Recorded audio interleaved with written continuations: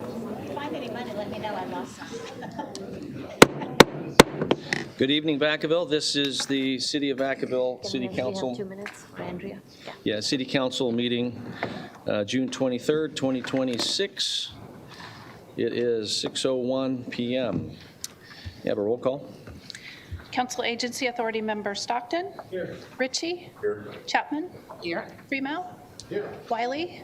Here, I just see on the agenda that I pulled up, it's the planning commission, so let me see if the regular agenda's in here too. If I just clicked on the wrong thing. Vice Mayor, Vice Chair Silva. Ready. Mayor Chair Carley. Here.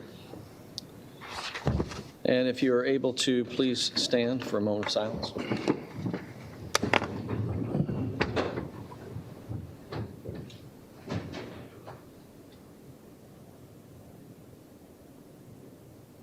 Councilmember Freeman, will you lead us in the Pledge of Allegiance? Yes, ready, begin.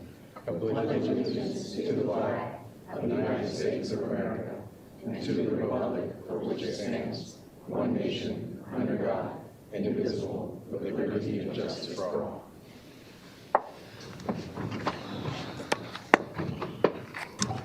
All right.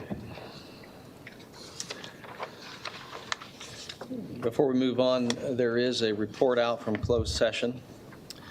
And this is on item 1A. It was following a conference with legal counsel. The City Council has decided to join several other cities and water agencies in filing an appeal in the City of Indio et al. Versus the State Water Resources Control Board, case number 24CECG 04779. And with that, I will check to see if there's any changes to tonight's agenda. To our city clerk, city manager? No, there's no changes. Okay. With no changes, do we have a motion? Motion to approve. We have a motion and a second. All in favor? Aye. Opposed? All right. Any member of the council have any updates for any boards, commissions, or committee meetings? Or any updates? Oh. You have something? I did a back for the report out. Okay, well, real quick, I'm going to go to Councilmember Wiley. We had a meeting of the Yolo Solana Air Quality Board the day after we had last met, so 2 weeks ago. And there's an incentive program to allow people to apply for like up to $750 for an e-bike. And they have to meet certain requirements. So I'll see if I can get that information and ask Joanne to put it on our website so people can see the process for applying for that, because it would be a great opportunity for people to be able to do. So. Councilmember Ritchie. So I did attend ABAG, which stands for Association of Bay Area Governments. It's represents about 109 cities. We're in Frisco. The main point of the meeting, the topic was to really kind of have all the cities come together, all the city leaders come together, and look at regionalism. How can we work together instead of all these little independent pods? How can we all come together to make a regional benefit, or regional projects? And that was the emphasis of how regional, from like transportation, the freeways, the problem with BART, and just regional projects. That was it. I have a question. Yeah, go ahead, Councilmember Stockton. Was there any mention of any potential bond measures or anything that they're looking to propose in the November election that they brought up during that meeting? The bond measure in regards to taxes? No. It was more in regards to just projects. Thank you. Councilmember Chapman. Thank you. This is regarding an event, and that's the ribbon cutting that took place, put on by Habitat for Humanities. It was a well-attended, and what I appreciate was the message that was shared by Jeff. What's his name, Jeff? Anyway, the CEO. Andrew. And that is one of their recipients of one of the homes that was built. A young lady had 3 children. and she passed recently. However, the message was, these are individuals that, in order to be a recipient, they have to give of their time. I think it's like 500 hours, and usually they get friends and family or anyone in the community to come in and assist in the building of that unit. And then there is a lower amount. They do pay. There is an out-of-pocket amount that they also have to pay. However, the message that he was giving or sharing is how we have these individuals that are in dire need of a home and what they're willing to give. And the example that it shows for the family, for the children. And he went on to say that she was a single parent, became ill, and her 3 children, her son became a pilot, and they all have there's one left in college, but the other one completed their college degree. So with that, we have so many people today that are in need. We have our unsheltered, our homeless, and we have individuals that are losing their apartments. We have young people losing their apartments and living in their vehicles because of how difficult and challenging it is right now. And I know a lot is being stated about the homeless, the funds that have been cut from the state, and I'm not going to go on and on. However, it means a lot to me that when people acknowledge what is being done and those individuals that are appreciative of it, and it has improved the quality of their life, and that's what we're about. And so there will be 20 units built on this plot of land. And the agencies that we work with, it's just outstanding. It's remarkable. And I'm just so thankful and just wanted to acknowledge Habitat for Humanities, and it took 7 years for them to get to this place, but yet they'll be breaking ground soon. Yes.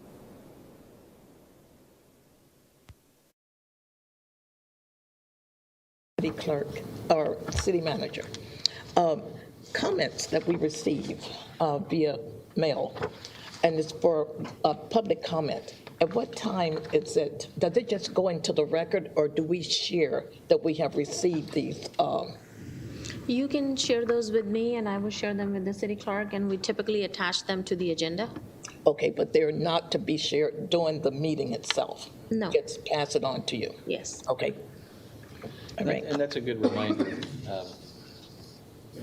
We had a mock city council meeting here today, in telling all the kids that, you can actually, if you can't make it to a meeting, and in the future there will be an online version of this, you can actually send a message by email to our city clerk typically. Sometimes it can come to a council meeting, and we would forward them to the city clerk, and it becomes part of the record. And I don't think very many people know that. And so if it's before the meeting, it's officially part of the record. And if it's enough time before the meeting, like the day before, there's enough time for that to actually be added to the record so that you could actually see it, not even actually be speaking for 3 minutes. So good point. Yeah. Vice Mayor Sullivan. Yeah, thank you. So with those inspirational words, Dr. Chapman, a lot of focus on the good. One, I really want to thank staff for actually helping support, this transition that we're going to make our meetings more accessible. So I appreciate that, especially with the technical difficulties. Just want to extend my gratitude to everybody's patience throughout that effort from the last meeting. But moving forward, in addition to that, Parks and Rec, we got a lot of recreation programs for our youth, actually people of all ages. But we do have a scholarship program, a limited amount of funds for families that qualify. So, get the word out there. There's a lot of great programs that are going on through our Parks and Rec department. Was able to tap into a few of those, and just talking to a lot of the coaches, a lot of the youth there that are in there, it's their first time checking out different sport or different activity. So I think those things are those type of programs that allow you to explore different opportunities and enrich their lives. It definitely helps not just their development, but it helps their families and helps our overall community. So thank you, Parks and Rec. All right, and then the only thing that I'll add, in addition to, I think several of us were at that Habitat for Humanity. These are great programs. The sad reality is it took 7 years to get to one project, and that's not enough. I think the reality is it'd be great if they could actually do one project a year and do 7 of them across the entire county. But I want to just do a quick report out since the last meeting.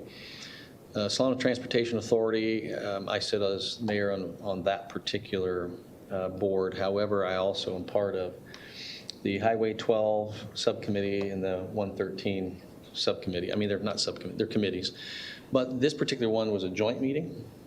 And the reason is because with all the cities and all the prospective land development opportunities that could happen anywhere in the county, it became important to look at the way what we think of Highway 12 and Highway 113, but really all the feeder and secondary roads that impact Vacaville, or they impact Dixon or Benicia or the county. And so I know I see we've got staff here from STA. I appreciate it, but so I won't do as good of a job as you would if you were speaking. The takeaway was this: there's an 18-month process in which our city will help participate in understanding what is the baseline. So it's kind of like when we do an MSR for a new development area, from a transportation, not to be political, but to simply understand where are we at as a county right now. Now, right now it could be 18 months from now, but what is the impact of Vacaville?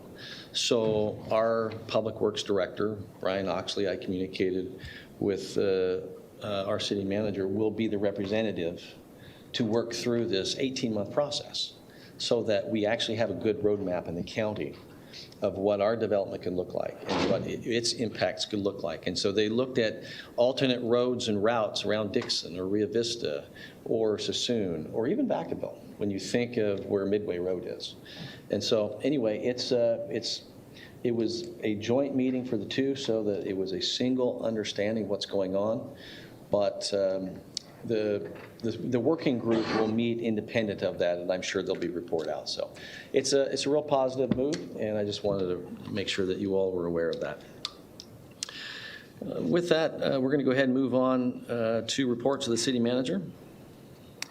Good evening, Mayor, Vice Mayor, council members, and community members. I do have quite a bit of updates today. So first off, our fire department has completed wildland firefighting training.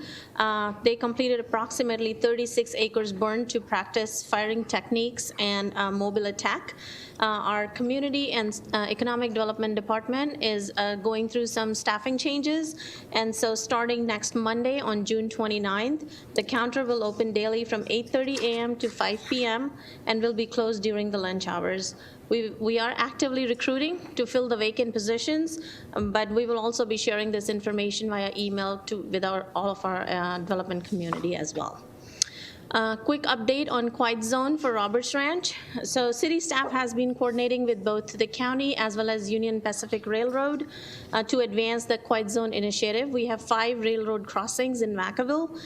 So we will be conducting a diagnostic effort with them, which will identify if there are any improvements required at any of the railroad crossings. This diagnostic process does not commit city to any funds beyond the $75,000 that we're setting aside to do the diagnostic at this time. If there are any recommendations, then those would be brought back to the council because that will require some engineering assessments and other details. And it may result into a construction CIP project, but those would be at the future date. In addition to that, I'm really proud to congratulate our City of Vacaville and our finance team. We have won GFOA, Government Financial Officers Association, Triple Crown Award. So what does that mean?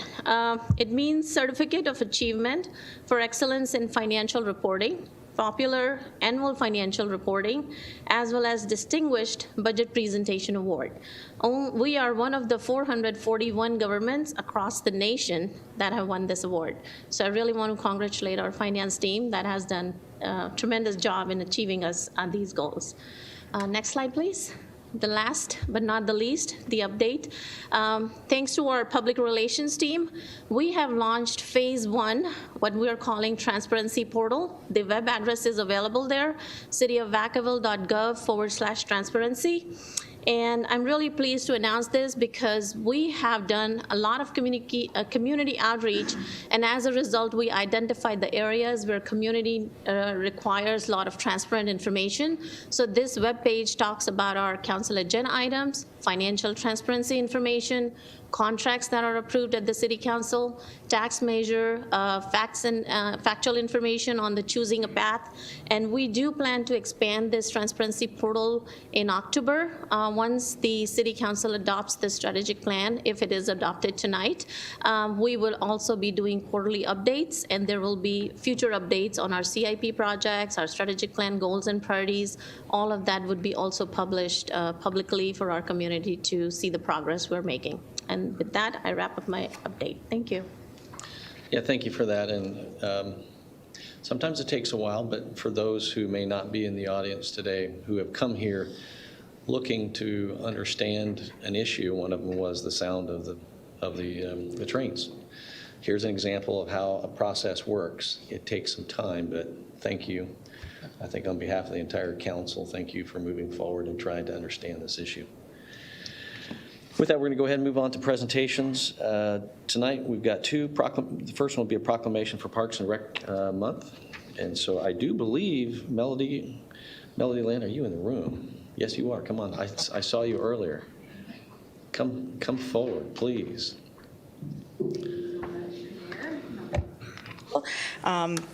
July is annual Park and Recreation Month, and thank you for the kind words earlier. We are working hard, as we do every summer and throughout the year. We kicked off the Creek Walk concert series last Friday. It was a wonderful band and a lot of smiling faces, and the weather just was in our favor. We couldn't have asked for a better night. We have a plethora of summer camps happening, sports programs, and I wanted to take a moment to just talk about National Park and Recreation Association and the power of recreation that they've outlined through 6 pillars. And they are the power of connection, where Parks and Recreation provides spaces where relationships grow, cultures meet, and communities bond.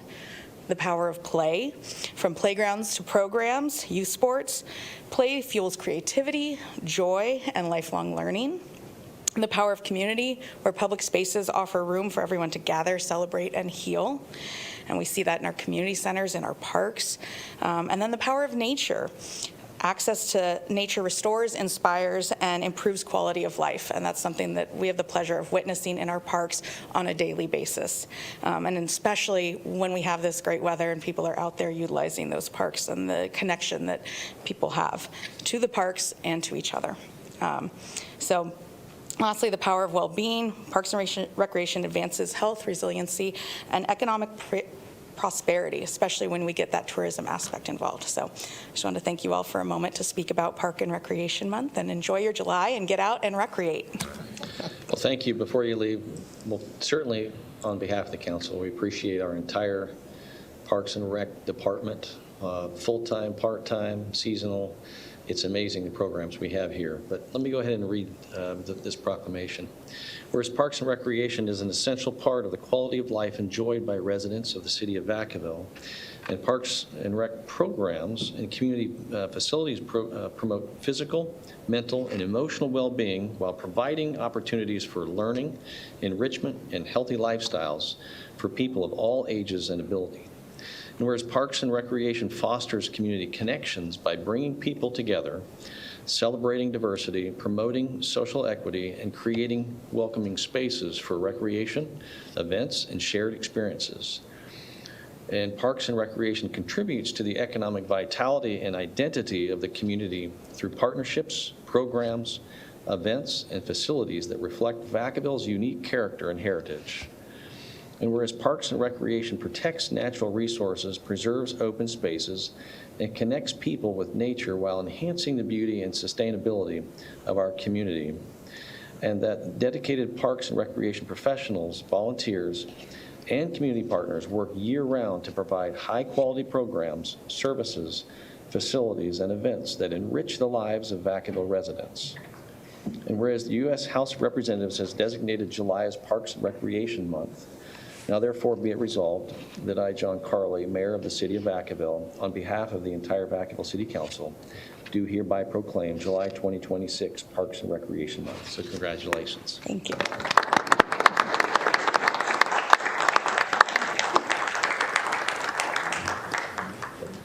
I'm going to talk about it. Okay. There we go.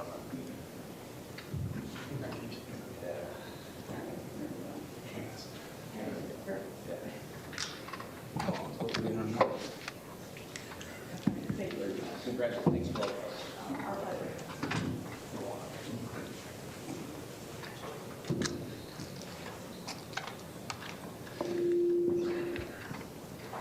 And we do have another presentation tonight, and so I'm going to ask our Police Services Manager, our Arctic Manager, Nikki Bell from the Police Department, to come forward. And you can bring your whole team. I'm not going to say no. They might be upset with you later, but that's okay. It's a team sport, yeah. Okay, so we are missing two, but Mayor, Vice Mayor, and council members, on behalf of the entire Real-Time Information Center, thank you for this recognition and your continued support.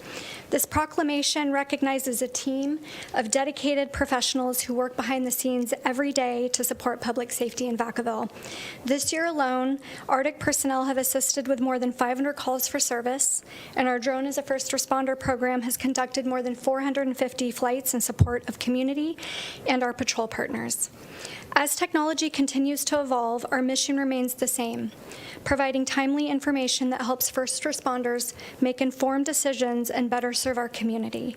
To meet that mission, we've expanded our operations until midnight and continue to look for innovative ways to support public safety. What makes me most proud, however, isn't the technology, it's the people. Like so many public safety professionals, members of this team routinely answer the call when needed. Just last week, several members gave up part of their Father's Day to assist with drone operations during the search of a missing at-risk. Thank you for recognizing National Real-Time Crime Center Recognition Week and for your support of the people who make this work possible. I'm incredibly proud of this team and grateful for the opportunity to work alongside them every day. Thank you. Yeah, thank you very much. My understanding, do you have operations going on right now as we speak? We did. I was actually worried that the team would not be here because we had a structure fire and another significant call that they were flying to right until the last minute. Well, we so very much appreciate for the entire city, but on behalf of the City Council. And with that, I would like to further recognize with this proclamation,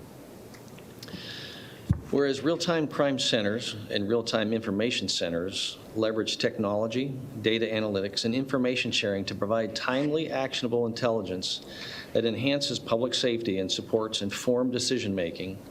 And the Vacaville Police Department Arctic serves as a force multiplier for public safety operations by providing real-time situational awareness, investigative support, crime analysis, and operational coordination to officers, dispatchers, and community partners. And I'll add this, it's more than just our officers, it's the entire city. It's, you name the department, so. And whereas the Vacaville Police Department Arctic integrates technologies including drone as a first responder, automated license plate readers, video analytics, public safety cameras, and regional information sharing platforms to support crime prevention, emergency response, and criminal investigations, improving response capabilities, enhancing officer safety, strengthening regional partners, and contributing to crime reduction within the city of Vacaville. And whereas Arctics are staffed by dedicated public safety professionals whose experience, expertise, and commitment to the service help transform information into actionable intelligence, providing critical operational support and ensuring timely information is delivered to first responders and decision makers to enhance public safety. Whereas the Vacaville Police Department remains committed to the responsible, transparent, and ethical use of technology in support of public safety and is recognized as a leader in real-time policing and drone as a first responder operations through innovation, collaboration, and the advancement of emerging public safety technologies. And whereas National Real-Time Crime Center Recognition Week provides an opportunity to acknowledge the significant contributions of Arctic professionals and to recognize the important role that real-time information, innovation, and technology play in enhancing public safety and building safer communities. Now, therefore, be it resolved that I, John Carley, Mayor of the City of Vacaville, and on behalf of the Vacaville City Council, do hereby proclaim July 12th through July 19th, 2026 Real-Time Crime Center Recognition Week in the City of Vacaville. I realize it's the 22nd, but the reality is this is such an amazing advancement. My whole life in the industry was always what would it look like, and we've seen what today can bring. And the addition to the Real-Time Information Center and the entire staff that is now comprised under your leadership and under the leadership of Chief Poland is nothing more than just exceptional, not only in the region, but nationally. So thank you for representing the City of Vacaville, and keep up the good work. So congratulations. Appreciate it. Thank you.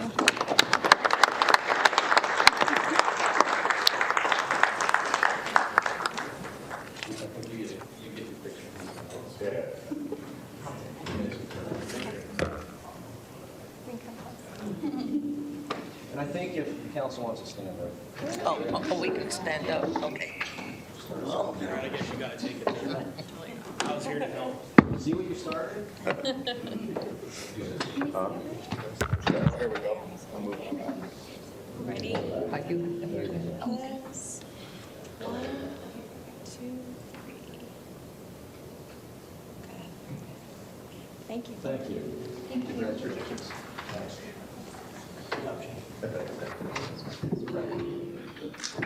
Thank you.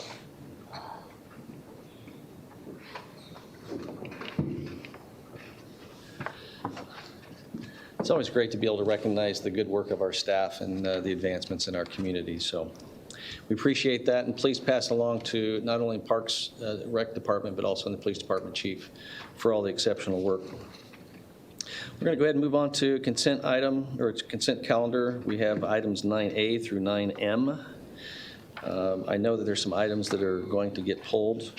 Any member of the council or the public wishing to pull, I've heard that there's item 9A and 9G. I believe that's, sir, is that 9G? Yes. Yes, okay. So 9A and 9G, any other items that the council or the public wishes to pull for a discussion? I think I need to recuse myself from 9M. Okay, so you need to, Sorry.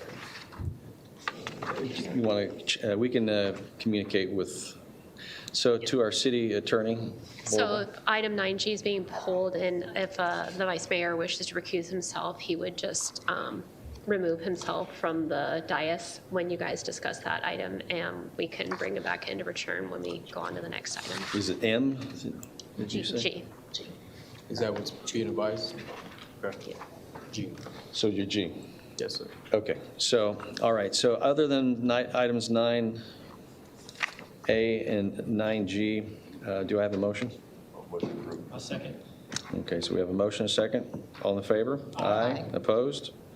All right, we'll go ahead and open up item 9A. I do know that there's some members from downtown that may want to answer or have a question specifically. I don't know any one of you who had mentioned that.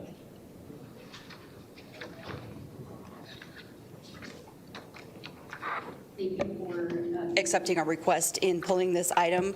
There are definitely items within the ordinance that had not been discussed prior. The having just the Creek Walk be the entertainment zone for the pilot program from now until the end of December was not discussed. We understood it to be Town Square, which would affect 5 businesses versus Creek Walk affecting 1 business. In addition, the Creek Walk vendor has already purchased their alcohol for this season and made their financial plans based on that. Again, and then moving back to Town Square, the boundaries are a little bit easier for us to measure. We'd like to see metrics of measurement to determine how this program is going to be successful, and a few other, we want to talk about the license type, so beer and wine versus beer, wine, and liquor. Do we want people roaming the streets with traffic not being managed with tequila in their cup? There's just a few things that we'd like to tie up before this comes to a vote, so we appreciate you pulling it. Thank you. So we're pulling it for discussion. Yes, thank you. All right, with that, bring it back to staff. We can always open it up for any further public comment.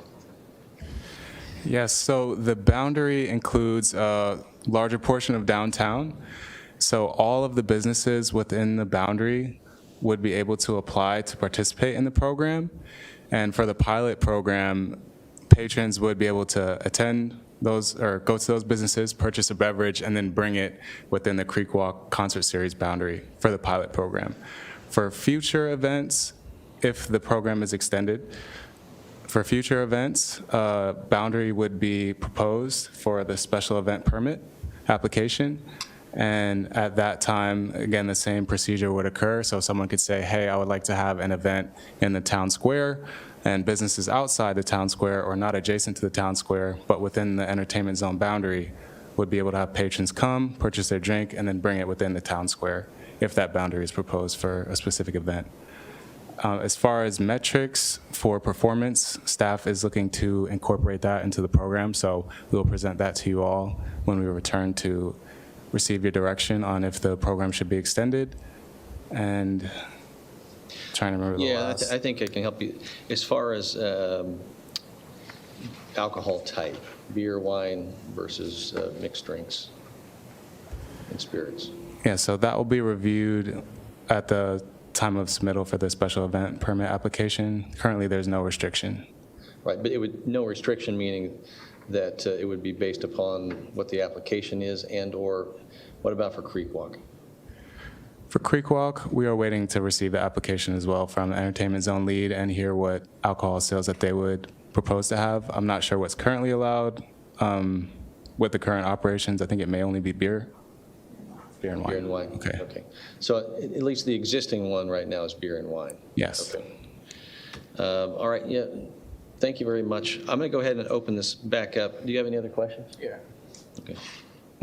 Vice Mayor Silva.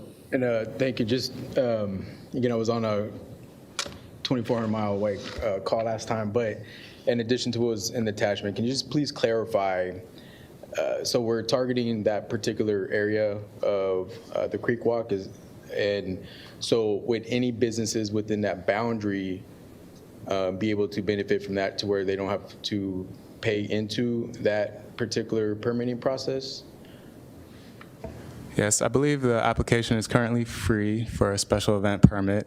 So the participating businesses and the entertainment zone lead would partner together to submit the free application. And then from there, the only fees that would be incurred are just for the materials, the cups, the wristbands. So for thank you. For the town square, so for the town square area, the ones that originally were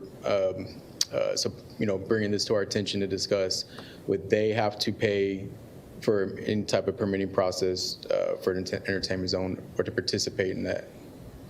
No, sir. All right. Thank you. All right, I'm going to go ahead. All right, I see a few more lights, so there's more questions. I was going to see if we had answered some of them. I'll go with Councilmember Wiley.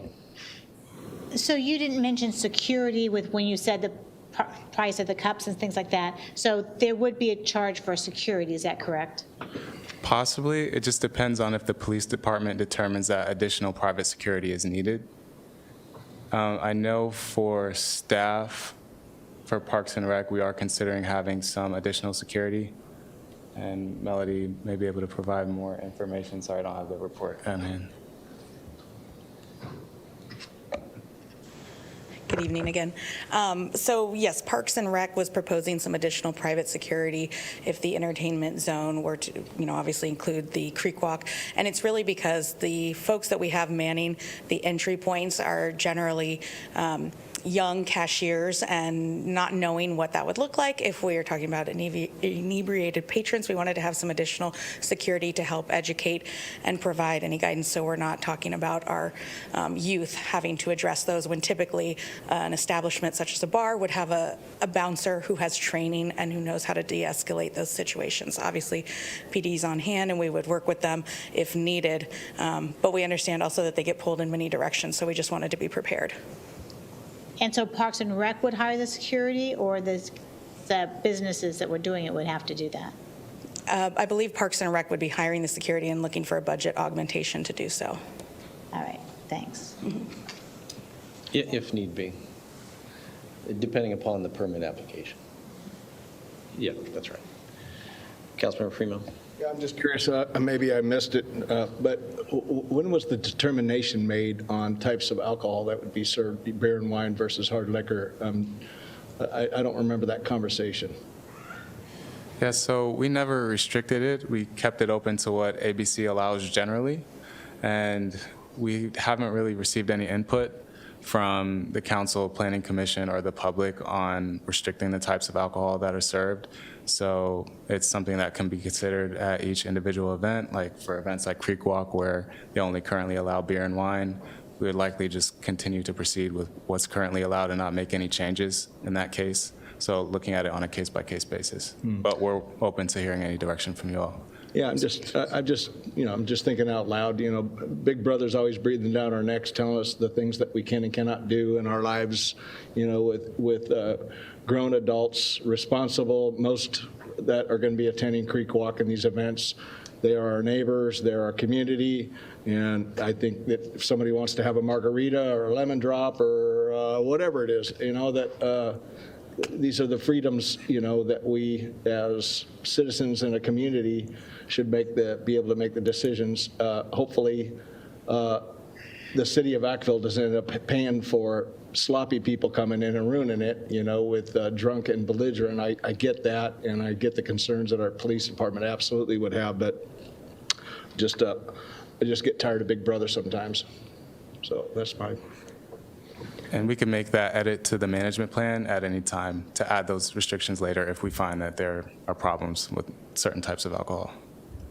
And I would suspect that just like any pilot, the goal is to evaluate something to determine, can we make something successful without creating something that clearly, without good consideration, becomes very quickly unsuccessful. So we want to be very careful, but at the same time, every event could be slightly different. I mean, it could be, depending upon what it is, a particular program that says it is beer or beer and wine or something specific to a permit that's applied for under the ABC rules. Okay. Councilmember Stockton. Yes, I don't know that I want to wait till December to get feedback on this. I'm a little nervous about having hard liquor there.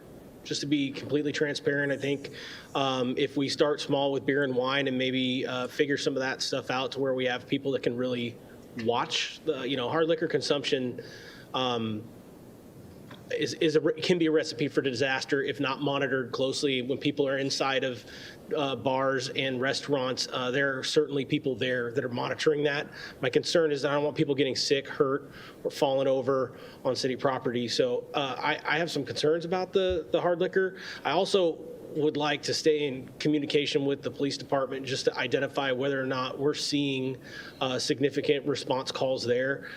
Because if we're on the hook for paying for the additional security measures to make sure that something like this is done safely, I'm not sure we can wait until December to allow things to get out of hand if they are getting out of hand. So I would like to start small. I would like to just do beer and wine, and I'd like maybe an event debrief or after action report with that to kind of look at, how many police contacts, or if we have to have our ambulance respond out there for inebriated people that need, our assistance and stuff. I think we're going to need information before that deadline, or at least I would feel more comfortable with it. Absolutely. Yes, we can set up those communication protocols and work to come to City Council sooner.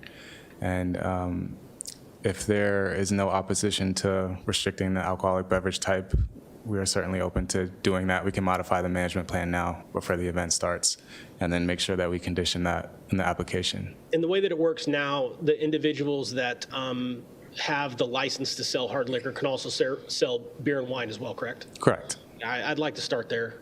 I think that's smart. I'm going to go ahead and say what? I just said sorry, I did. No. Well, I think the key here is staff's looking for direction. That's all. And it's like anything else. You're going to try and create something that is in the interest of what the council is asking for. I do believe that you can start with at least the way it is right now, but I think it is important to understand if it is something that's more open, it's going to create more risks, more, all those things that require security. So I think going with the creek walk with what's already there, that's an easy one to start with. Right. So, and then anything beyond that should be carefully and critically looked at from staff. I think that would satisfy it. Do you have Councilmember Chapman, do you have a question? You addressed what I wanted to say. Okay. I'm going to go ahead and open up to the public, which also may help address the initial concern and anyone else with any further questions or comments.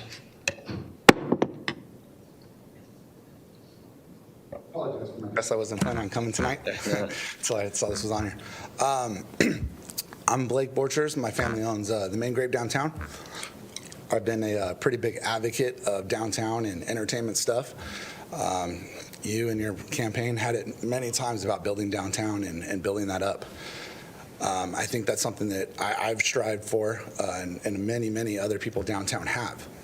I just want to make sure, because there's been a lot of talk about this the last couple of years. It's been a long road to get us to where we're at today.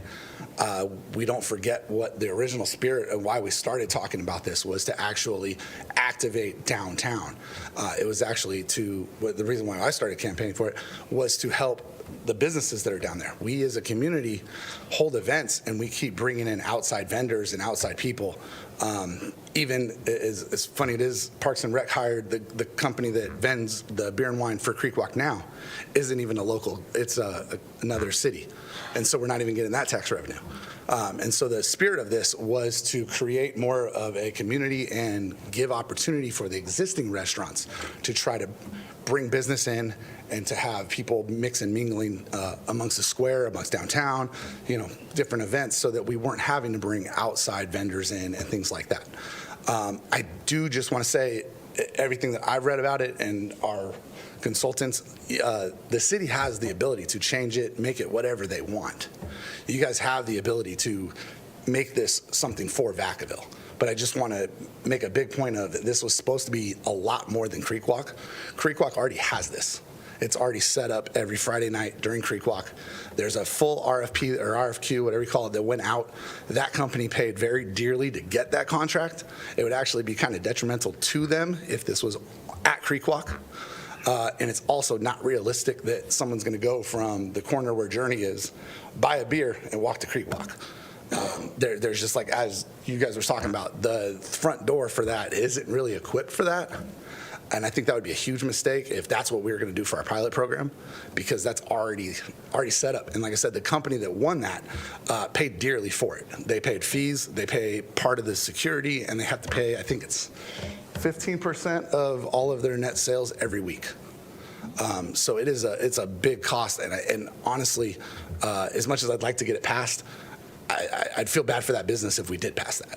So I think it got pushed through without everybody kind of knowing everything about it. So that's why I was hoping we could step back and maybe learn a little bit more, plan a little bit better, and then move forward. So that's all I got. Thank you. Yeah, thank you.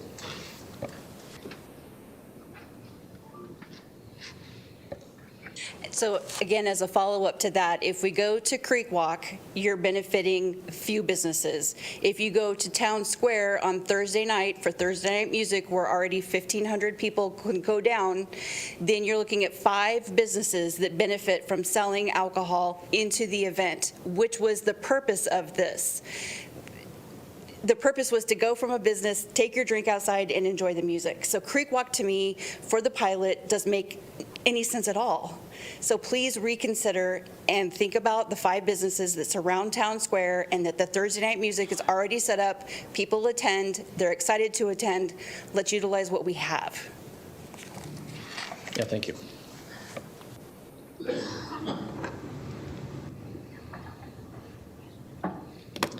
I'll go ahead and close this portion of the public comment on it. Can staff actually address this? I mean, it sounds to me like what we have is this, this is on our consent calendar. This is establishing the entertainment zones and policies and procedures. This does not formalize in any writing that says this is the way Creek Walk will be. We can do whatever we want. And so nothing passing tonight negates the fact that even this council can weigh in and saying, we hear you, and it sounds like that's something that needs to be addressed if it's already under contract under Parks and Rec and the whole process. I totally get what the gentleman said, and that is if you've just gone through this year and you just paid for it, and you have to pay for the security, why would a business downtown? So is there a better way to pilot this, and maybe is the Town Square maybe a better option? Or how do we lean forward, and what will be the process for staff to review? If these permit applications are free, what could be recommended to the staff that came here tonight, or to the public? Thank you, Director Morris here. I just want to clarify a few things. When we started this effort with council direction, the allowances that the California Department of Alcoholic Beverage Control had that allowed the Creek Walk concert series to happen, where all the businesses around there can sell alcohol and it can be taken into the square and concerts can be enjoyed, it looked like those provisions were going away. So initially, there was focus on having an ordinance for a broad area of downtown. So if the council does not do the second reading tonight, there will be no entertainment zones downtown. But the focus was, let's look at Town Square, let's make sure all the cool stuff that's happening there can keep happening, and then let's look at other options.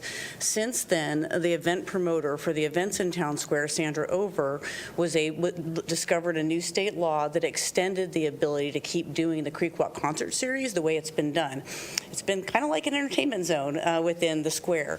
So we did have multiple group meetings. We had multiple focus meetings. There was a lot of input. I mean, some of the folks that are here tonight may or may not have attended those meetings, but over time, this program kind of got a little bit, the ordinance is broad and the program is smaller, and a lot of it's due to those safety concerns that some of you have touched on, input from the police chief and his team.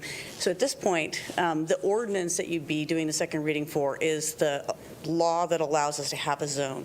The program that Associate Planner Demir Powell has been referencing is what we're recommending is the 2026 program, just to get us to the end of this year. Let's test out the ordinance with Creek Walk. Let's see how it goes. As Demir said several times, if during an event permit process we discover there's something we didn't anticipate, it's really easy to bring the program back to council and say, hey, we learned some stuff, let's make this adjustment. But if you don't adopt the ordinance tonight, we don't have an entertainment zone. And so therefore we can't have any kind of program related to implementing that newer state legislation. I think that answers that. I appreciate it. So the ordinance allows the structure and the framework. A program can be adjusted, adopted, and brought back at a staff level and to council if we're going to make adjustments at any time. Yeah, and I'm sorry, one more thing. With the special event permit process, which is run out of the city manager's office, that my team's involved in, police is involved in, there's a ton of pre-work on these special events to figure out logistics, what's going to work, is security needed or not, all those things. And there's always a debriefing process. So it's a very small group of staff that work on all the special events for Vacaville. But if there are problems, feel very confident that PD and fire and others will be the first to raise those issues to the group, and we'll be able to pivot and bring program changes back or just not authorize things that aren't working very well. That's a nice thing about if you get the ordinance in place.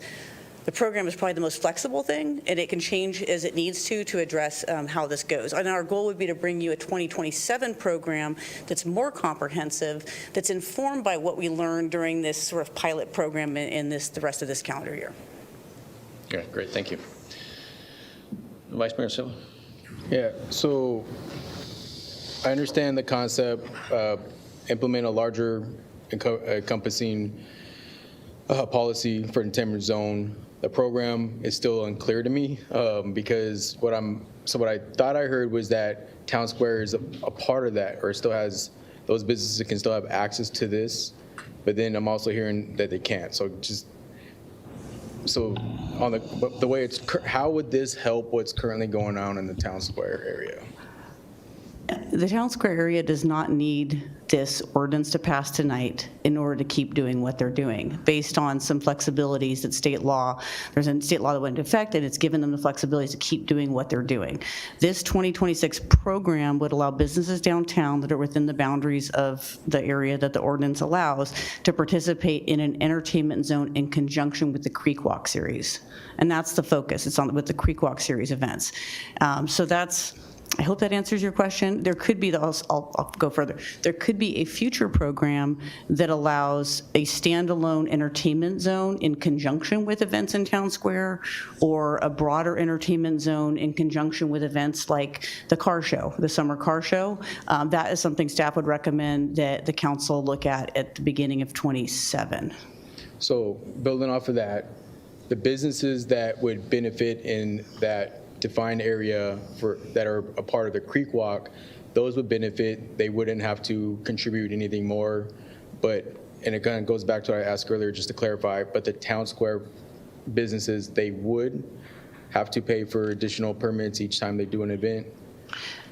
Our event permits are free. So Town Square is doing these events at no cost for those events. So the cost is for ABC licensing, or? The cost for an entertainment zone activation is that if you start adding alcohol service in different locations in conjunction with Creek Walk, that will result in the need to have security. And this was explained in more detail at the last council meeting, but if we find someone who's going to partner with the city to activate the entertainment zone during the Creek Walk series, part of the permit process would be to figure out what kind of security is needed, what other costs are there, and either we'd expect that the person who's partnering would be paying those costs, or as we explained last time, we'd have to come to council to ask for an augmentation to cover those costs for activating the entertainment zone. And then, so is there still a policy that requires some type of defined border in the Town Square area, where I've observed there to be like painter's tape to define where folks can bring their alcoholic beverage or not within that defined area? What they're doing there right now is under kind of a different state law with the entertainment zone program that the council adopted at the last meeting. It really establishes all of those details of what would be required if the entertainment zone were activated in conjunction with the concerts. So they would no longer need to do that if we approve it tonight? Not necessarily. I know. Okay, thank you. And I think a broader question is I don't sense that the members of the community who came here tonight believe or feel that this is helpful. And what I'm trying to do is help everyone understand what this is versus what this isn't. It's a pilot program, but we already have a Creek Walk series.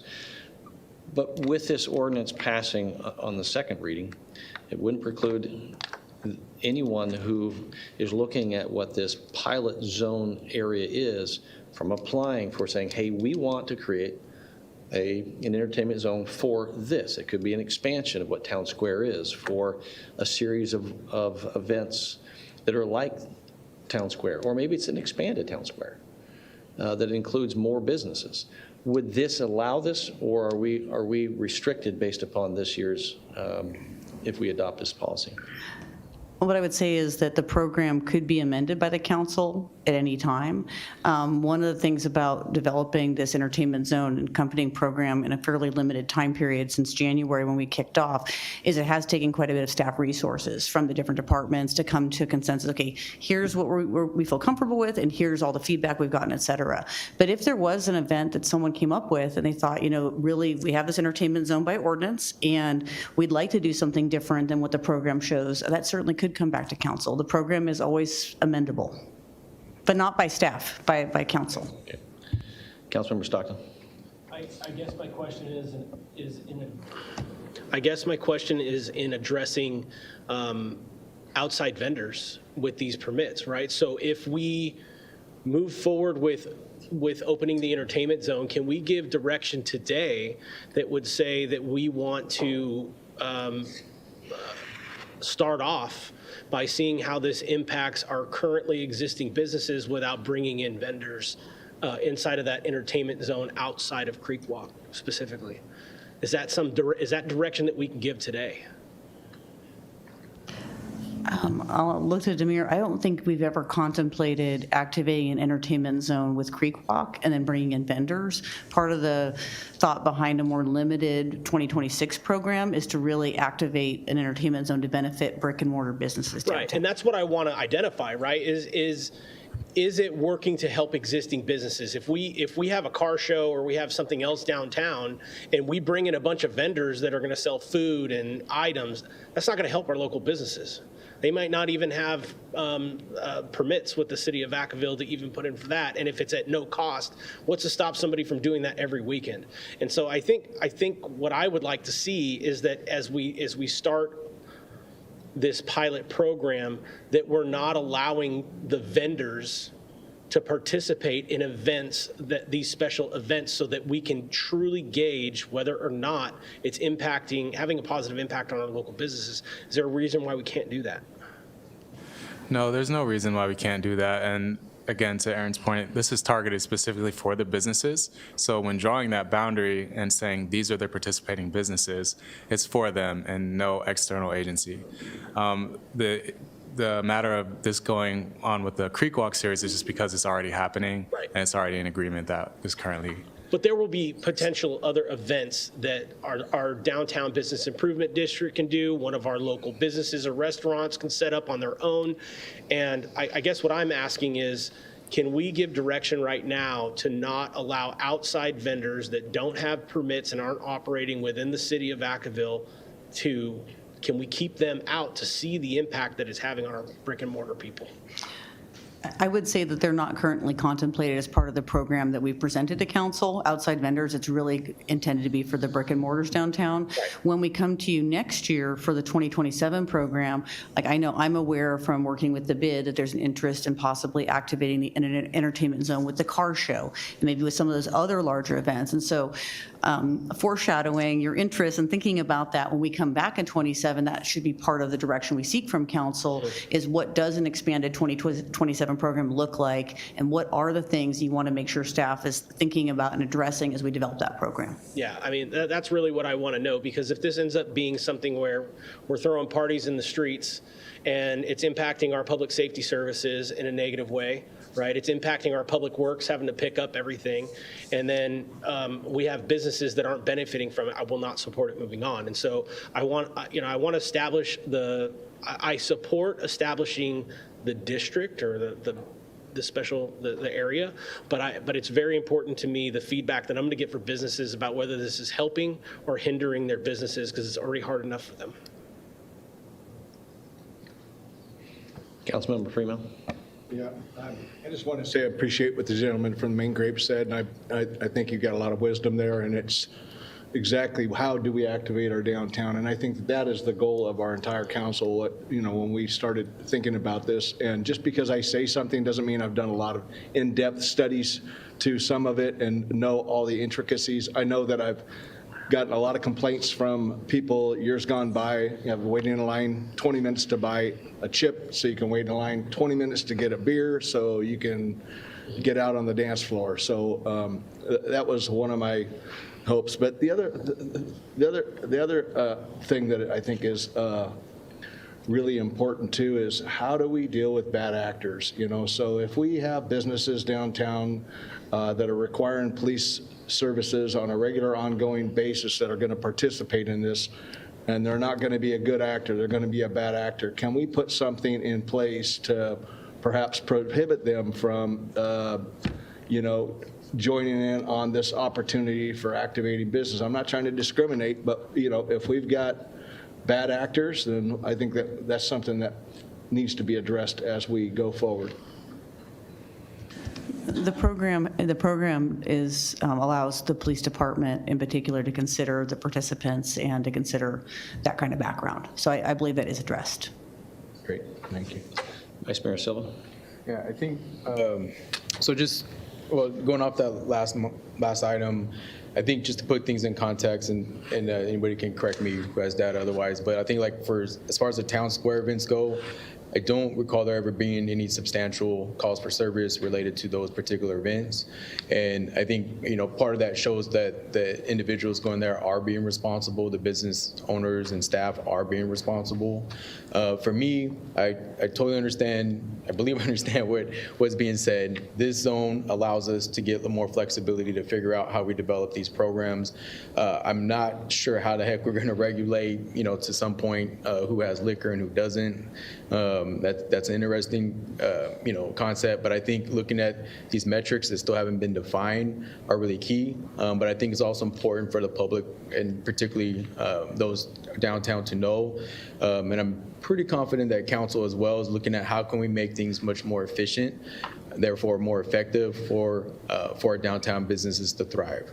So I think with that said, we allow this to, assuming we allow this to go through, now the question is what program, what are the pain points that there are that we can implement policies to put in a program that makes sense, that everybody's on board with, that in a sense really helps set up our downtown businesses to thrive, not just from whatever it is that they consider entertainment doesn't, cause a negative impact. So that's where I'm kind of seeing this, where we're at right now. Thank you.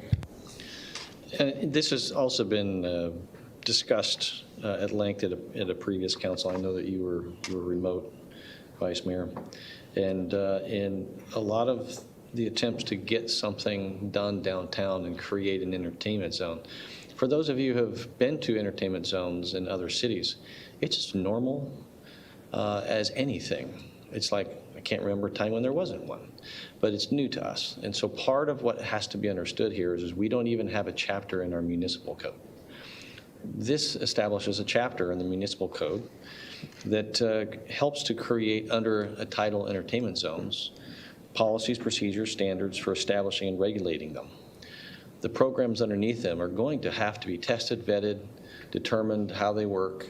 Clearly, all these questions have to be addressed.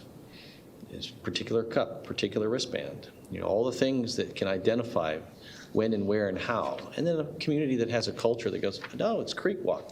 This is what we do. And I think what we're trying to do, and the purpose for bringing this forward, was to create an opportunity to activate downtown. So what I don't like, or I don't want as tonight's takeaway is, if this passes, is some sense that the city failed. The city has worked feverishly trying to actually listen and get an entertainment zone policy in place so that we can actually create programs. Is that correct? Yes. So, all right. I think that that's enough on this. I appreciate this coming to the public. Maybe there could have been some clarity, and maybe just what happens is the moment something moves forward, then it creates a lot more questions. There's going to be a lot more questions. So, all right. With this item 9A, this would be a time if anyone wishes to make a motion. Adopt the subject ordinance.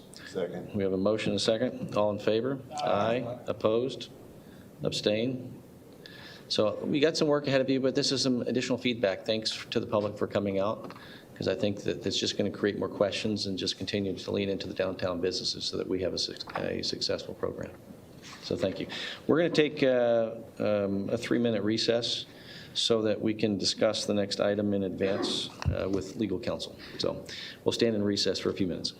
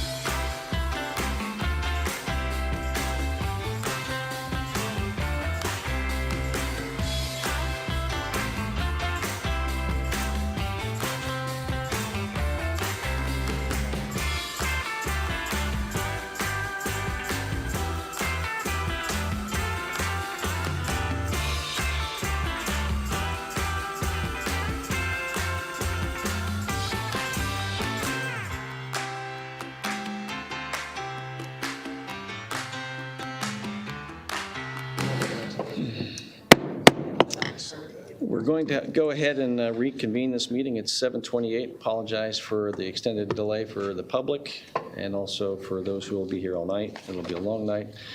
The next item was 9G. I'm going to turn this over to our city manager, Chaudhry. Yeah, Mayor, Vice Mayor, council members, after discussion with staff, we have decided to pull the item 9G to move it to the July 28th meeting. Yeah. Thank you. So there's been some members of the council have been contacted, and also city staff has, and so what we're going to do is allow a process to work through. The agenda item was for our 3-year extension on the contract with the company, but some information that has been brought to our attention, it's better suited to go ahead and move this to a future item, and we've identified that in July. It will have to come back on the second, or the only July meeting. So that's when it will be brought back to council. Yes. So do we need a vote on approving that, or? No, it's been pulled. So there's nothing to vote on tonight.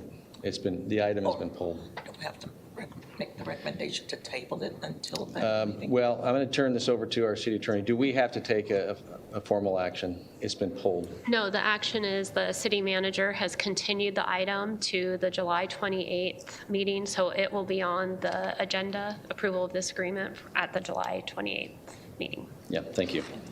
All right, so that's our consent item. And we're going to go ahead and move on to item 10. This is business from the floor. It's taken us a while to get here. 7:30, business from the floor. Any member of the public wishing to address the council on any item that is not on the agenda that's within our jurisdiction, please come forward. Good evening. Good evening. All right. Okay, so there have been discussions about raising revenues for the city. There's been previous discussions on how we can do that in other ways. There's been discussions about cannabis being taxed in the city. As we know, it's legally taxed in surrounding cities, and it comes here illegally, right? And that tax dollar goes to surrounding cities. And I'm just asking the city council to have another look at that. There's an argument that it takes a lot of staff hours and time to write framework around that, but you could simply copy and paste what's working in other cities and save time so that we can raise funds to go for the public, right? So those could be earmarked for youth programs, right? You could call it Greens for Greens if you want to, but you know what I mean? The point is that let's look at a lot of different options that can legally be taxed, and then when you have that conversation to open up legally, I understand it's not a health ad for the public, right? But alcohol and tobacco is not either, but it's legal and it's taxed, right? So let's take that tax one and put it towards the public for the good. And then you can open up to commercial use, and then at scale, it really starts to make sense. Pharmaceutical use is, a large way to generate funds because, it would take like 30 dispensaries at that tax rate to make up for the deficit that we have now. But, Fairfield has 4, Dixon has 2, right? There's arguments that, they have robberies, but so do liquor stores and banks. They're illegal. These facilities operate just as well and as tight and as clean as banks do. So let's have a broader and deeper look at that. I'd like to see a commercial application be looked at and look at people who are businesses that work in that field that can come see what they can do to our company or to our community, and that would be a big value add. It would bring a lot of jobs as well. So let's look at all sides of this. Thank you. Thank you.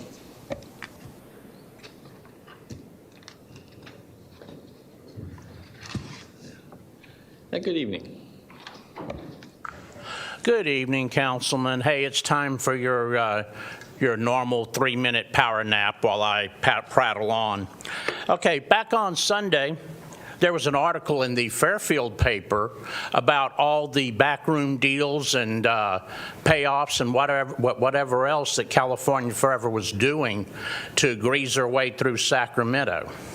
It made it very obvious from the things that they intend that the local governments in Solano County will have no say about anything, and that this will be like we always thought, this will be Jan Stromik's little fiefdom. So those of you who are romancing California forever better think about that. And let's remember the way that we originally learned about California forever. They were secretive, they were backhanded, they sued people into bankruptcy simply for not wanting to do business with them. They very recently have used a fake lawsuit to destroy or to attempt to destroy the reputation of another local elected official who is simply not just telling them, hey, come to us with plans, not with BS. And so they've gone after him. Hey, guess what? This, like has been said before, show us who your friends are, and we know who you are. So those of you who are making noises about snuggling up to California forever, better think about that. I spent this weekend over in Sassoon tabling with Solano together, and the main thing I heard from people is that, oh yeah, those are and they use the word that most people would use to describe California forever, who sued those farmers. That's what people remember. Think about it. Okay, so last week they sent my wife another one of these flyers about, the wonders of a shipyard in Solano County. Okay, I won't go chapter and verse about that again, but we know that ain't happening. And now Saronic does build some really neat little boats, and one of them was used last week to rescue those downed flyers in the Persian Gulf. But remember this, they don't build ships. That craft they built, or that they used, had been built in Austin, Texas. And if they ever do build a Port Alpha, they've already spent over $300 million in Franklin, Louisiana. And they have a property concession in Brownsville, Texas. So if they're going to expand, that's where they're going. They're not going to try to do business here. It's too damned expensive. Yeah, thank you.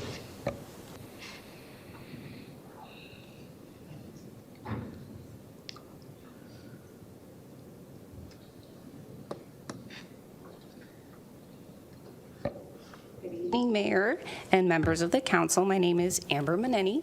I live in Lagoon Valley.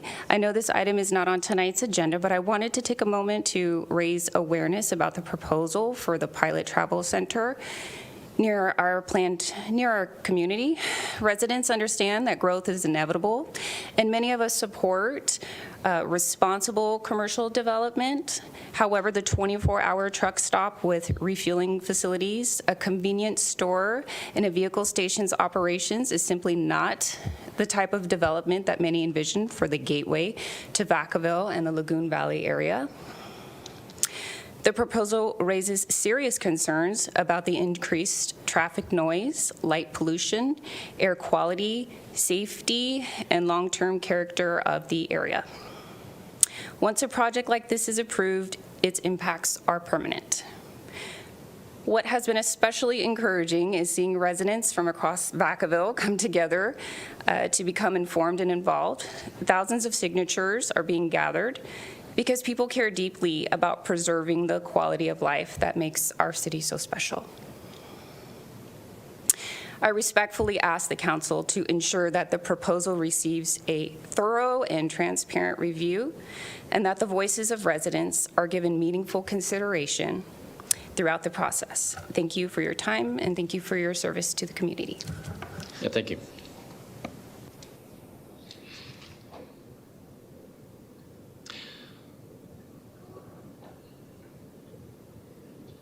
Good evening.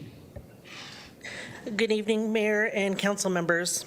My name is Christine Castillo, and I'm here today to express my opposition to the proposed Pilot Truck Center on Cherry Glen Road. Before discussing the impacts of the project itself, I want to address a fundamental concern with this process. Many of the residents who will most be affected were not notified. Families living on Cherry Glen, adjacent to and near this proposed 24-hour truck stop, deserve meaningful notice and an opportunity to participate before discussions move forward. I know this because my property borders two sides of that proposal. Public participation is a cornerstone of good planning, and it's difficult for residents to engage when they're unaware of a project of this magnitude is being considered next to their homes. We ask that this process not be done in secrecy.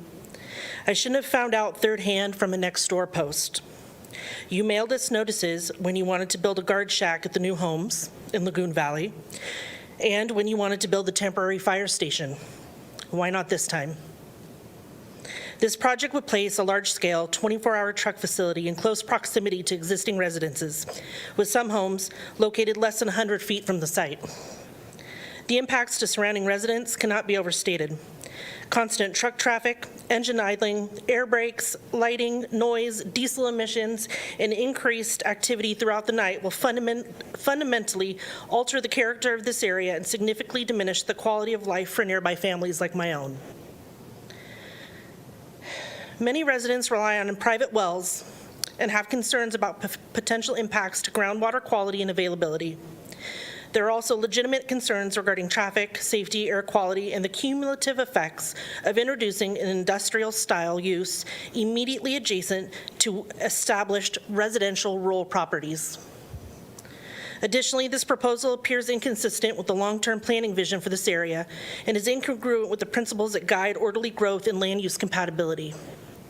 A regional truck stop operating around the clock does not belong next to existing neighborhoods and rural residential properties. I respectfully ask the city to ensure that all impacted residents receive proper notice and have opportunities to participate in this process moving forward. I also urge the city to carefully consider the significant impacts this project will have on nearby homeowners and ultimately reject this proposal. Thank you for your time. Thank you. Anyone else wishing to speak, I would ask that you go ahead and form a line. Good evening. Hi there. Chris Whitaker, that's CHRISWHITAKER. Vacaville resident, Keep Vacaville Safe, Pleasance Valley Egg Association. I would come on July 28th, but I'm going to be out of town. Last week we were at the Planning Commission and learned about the general plan amendment and also the Northeast Growth Plan, and figured while I was at it I had a few other items to talk about as well, so thanks for your time. So the general plan amendment, as I understand it, a developer has requested a change to amend the general plan. Removing internal quality controls by request from an entity that the internal control is safeguarding against begs some serious questions about opening up the city to higher risk of fraud and abuse. Now, the Northeast Growth Plan. So I noticed with the city here that there's, or I should say the balance between ag land preservation and promotion and economic development in this town is holistically lopsided towards development. And I say that as one who about a year ago, we went to a community feedback meeting over at Three Oaks. We were all crammed into a room there, and we were shown slides of the northeast area there along 80 from Leisuuretown up to about Midway. And there was one slide that had everything was ag. It was like 95% ag. And then they showed the next slide, and it was almost zero ag. And we're like, what in the heck is this? These were all people that live in that area. And they broke everybody into two groups and said, well, what do you guys want to do with this area? We want to leave it as ag. Well, but what do you want to do with this area? I said, no, we really want to leave this as ag. And they kept going and kept going. And finally, we had to tell these consultants, look, we know what you're going to do. We're going to tell you something, and then you're going to go say that in your presentation. Well, fast forward a year later, guess what? Last week, that's what happened. They didn't even mention the community feedback at all. They gave three examples, three alternatives that included explosive industrial and commercial development all through that entire area. Now, the one thing that I will say for this is that not only was the public feedback buried, but the other part of this is we're talking about people where these best locations are. In fact, their alternatives included best locations right in the spots where they're proposing them now. Now, these are people that you fought for. And now we're going to turn around and dump this on them, and we're going to sweep away the community feedback? I don't think that's really cool. The The other thing I wanted to talk about was the pilot travel center. Looks like my time's up. But the last thing I want to say is the real crisis is no longer just affordable housing. The real crisis is the wholesale destruction of what has made California great at the expense of affordability. And this is about the East of Leisure Town Growth Plan, which is another way of people being steered into saying things that aren't really what they want. And so the big point is the community doesn't want all this. So thank you. I'm going to go ahead and close the business from the floor and bring it back to the council. What I would ask, though, to our city manager, can you please just maybe give an overview so that some of the comments that were made tonight, especially about a proposal that's not even a proposal, to help the public understand that we don't have information that's necessarily that we're even going to acknowledge a project. Yeah, I would like to request our Community Economic Development Director, Erin Morris.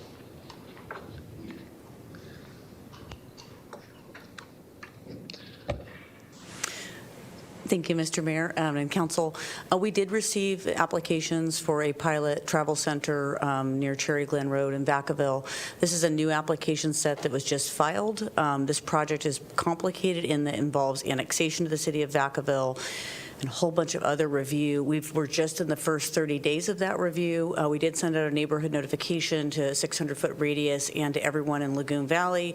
If the person who did not receive notice follows up with me, I'll make sure she's on the mailing list. But we will be hosting a neighborhood meeting in the short time ahead. And so that will provide that opportunity for early public feedback and information sharing well ahead of the project going for any kind of decision.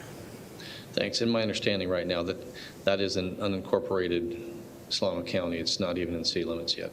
It's in unincorporated Solano County. The application is a desire to annex? Yeah, the application is with the city of Vacaville proposing to annex into the city of Vacaville and to construct a pilot travel center. Okay. Yeah, thank you. I think the council and many other people have received some feedback. A robust process would always be likely to follow. So I'm glad that we were able to send something out, but there is nothing in front of the council right now. So thank you. All right, we're going to go ahead and move on to item 11A, to our city clerk. Sorry. So I'm sorry. Sorry. How long would that process be? When should the public hear as far as next steps? I would say about 6 months, 6 months to a year.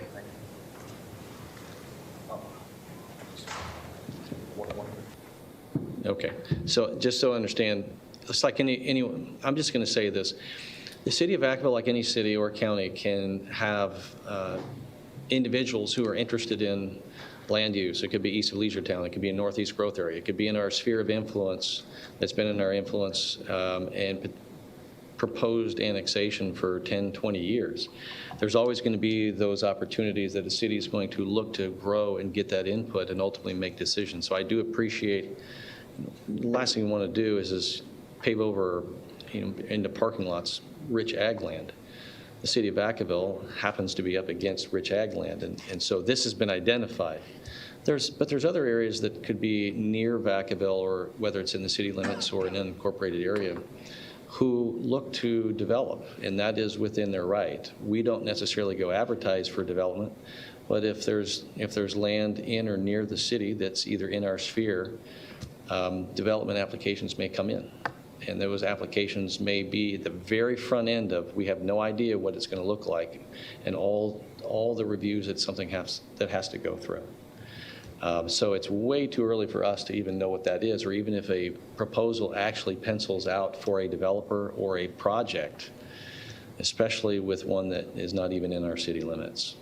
I do know that area is zoned highway commercial, so these are the challenges of any type of a growth. So I suspect that we'll hear more, but I think even in 6 months, it's going to take much longer than that. I mean, a normal project could be how long for something like this?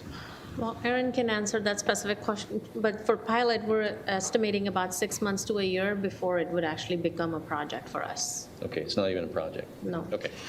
All right, thank you. Just real quickly, since it is county and city right there, what classifies as a neighborhood? Because that's kind of like that. I was questioning that too. Like if someone is 100 yards over here, they're quote-unquote county, then this area can be city. They can be notified 3/4 mile away, but someone 10 feet away maybe could not get notified. How are we going to ensure that quote-unquote neighborhood is a radius? Because it is a hodgepodge of county, city right there. I think the key here then will be for staff to help us understand at some point. Sounds to me like we want to make sure everyone's noticed. Yeah. And this is about as advanced notice to anything.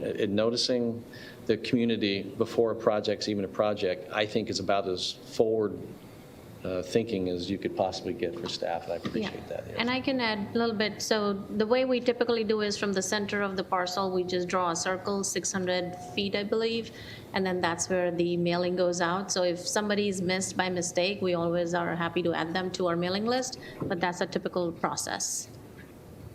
Yeah, okay, yeah, thanks. We're going to go ahead and move on to public hearings. So this is item 11A. So item 11A is a resolution approving the issuance by California Statewide Communities Development Authority of exempt facility bonds for the Vacaville Gables apartments located at 131 Gable Avenue. And Housing and Community Services Director Tamara Colden is here to present. Good evening, Mayor, Vice Mayor, and council members. Tonight, I'm here to request that council conduct a public hearing under the Tax and Equity Fiscal Responsibility Act, or TEFRA, hearing for the benefit of Vacaville Gables Preservation LP, and adopt a resolution approving the issuance of bonds for the rehab of Vacaville Gables apartments. In 2019, City Council approved LEDGE to assume the existing debt and affordability restrictions on the Vacaville Gable apartments. The council also approved an extension of the 2 existing loans and the city affordability restriction to accommodate the anticipated new housing revenue bond senior loan funding the project. From 2019 to 2023, LEDGE sought tax credit funding to complete the full scope of the planned improvements for the project, but was unsuccessful in their applications. In April of 2024, council approved modifying the debt, extending the maturity date and affordability restrictions, and also extending that agreement to 2079 in order to increase the competitiveness of LEDGE's applications. And in August of 2024, LEDGE was successful in securing bond funding for the project.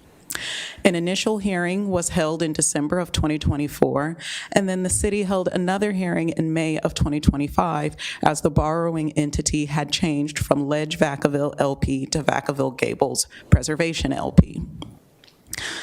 So why are we here again tonight, you might ask? Well, TEFRA approval expires after 12 months. As the bonds are anticipated to close later this year after a slight delay, that timeline falls outside of the May 25th, 2026 expiration date. So the city must conduct a new public hearing, providing the members of the community and an opportunity to speak in favor or against the use of tax-exempt bonds for the financing of the project. Adoption of this resolution is for the purposes of satisfying the requirements of the Tax, Equity, and Fiscal Responsibility Act. And if the bond issuance is approved, repayment of the bonds is solely the responsibility of LEDGE, and the city will not be a party to the documents or have any financial or other responsibility for Vacaville Gable Apartments or the repayment of the bonds. LEDGE will make repayments over the next 30 to 35 years from the rents generated by the project, and in no case will the bonds exceed $20 million.